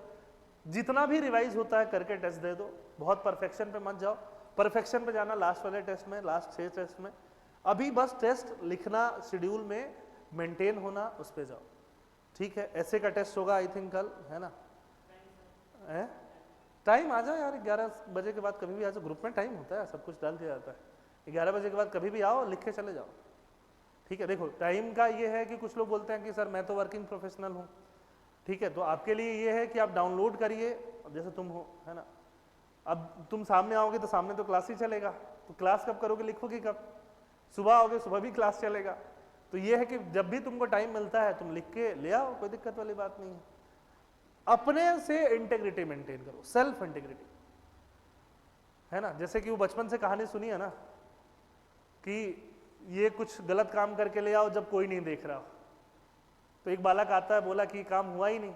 कैसे नहीं हुआ? कि भगवान तो देख रहा था ना, या मैं तो देख रहा था ना, मैं तो देख ही रहा था। तो तुम अपने से इंटेग्रिटी मेंटेन करो कि तुम जब लिख रहे हो तो सही से लिख रहे हो, उसमें बहुत ज़्यादा आप ताका झाकी नहीं कर रहे हो, या ताका झाकी कर भी रहे हो, गूगल टूगल करके भी लिख रहे हो, तो तुमको पता है कि तुमने कैसे लिखा है। तुम हमें साथ में टीचर को बता रहे हो कि सर इससे मेरा ज़्यादा एक्सपेक्टेशन नहीं है मार्क्स का, बट मैं ये देखना चाहता था या देखना चाहती थी कि क्या मेरा स्ट्रक्चरिंग अच्छा हो रहा है, कि क्या अगर मेरे पास नॉलेज हो तो मैं अच्छा आंसर लिख सकता हूं क्या। समझ में आई बात? फिर लास्ट के 1 महीना तुम्हारा नॉलेज गेन करने के लिए ही जा रहा है फिर। तो इट्स नॉट, मतलब आई am not suggesting it, but जब ज़्यादा नंबर ऑफ टेस्ट हो, ज़्यादा ड्यूरेशन हो, तो ये भी करना गलत नहीं रहता है कि चलो ओपन बुक एग्जाम जिसको बोलता है, कि आपको पता तो हो एक्चुअली क्या लिखना है, ये भी तो पता होना बहुत बड़ी बात है ना। होते हुए, कंटेंट होते हुए भी क्या फिल्टर आउट करके क्या लिख देना है। समझ में आई बात? तो खैर टेस्ट लिखो, और या आंसर जो भी आप लिख रहे हो दोनों का अपना अलग इंपॉर्टेंस है, दोनों लिखो, दोनों लिख के दिखाते रहो। और सब्जेक्ट वाइज कोई डाउट होगा तो क्लास हम लोग चलते ही जा रहे हैं, और एथिक्स वाइज कोई भी डाउट होगा तो आप मुझे बताते रहो, है ना। चलो फिर हम लोग कल मिलते हैं इसी टाइम पे। इसी टाइम तो नहीं मिलेंगे, 7 बजे मिलेंगे, अभी तो 9 बज गया। अभी तो इस टाइम पे पता लगने लगता है क्लास छोड़ना जब भूख लगना शुरू हो जाता है, नहीं। चलो, thank you everyone, see you tomorrow. PDF चाहिए, चलो पीडीएफ मिलेगा।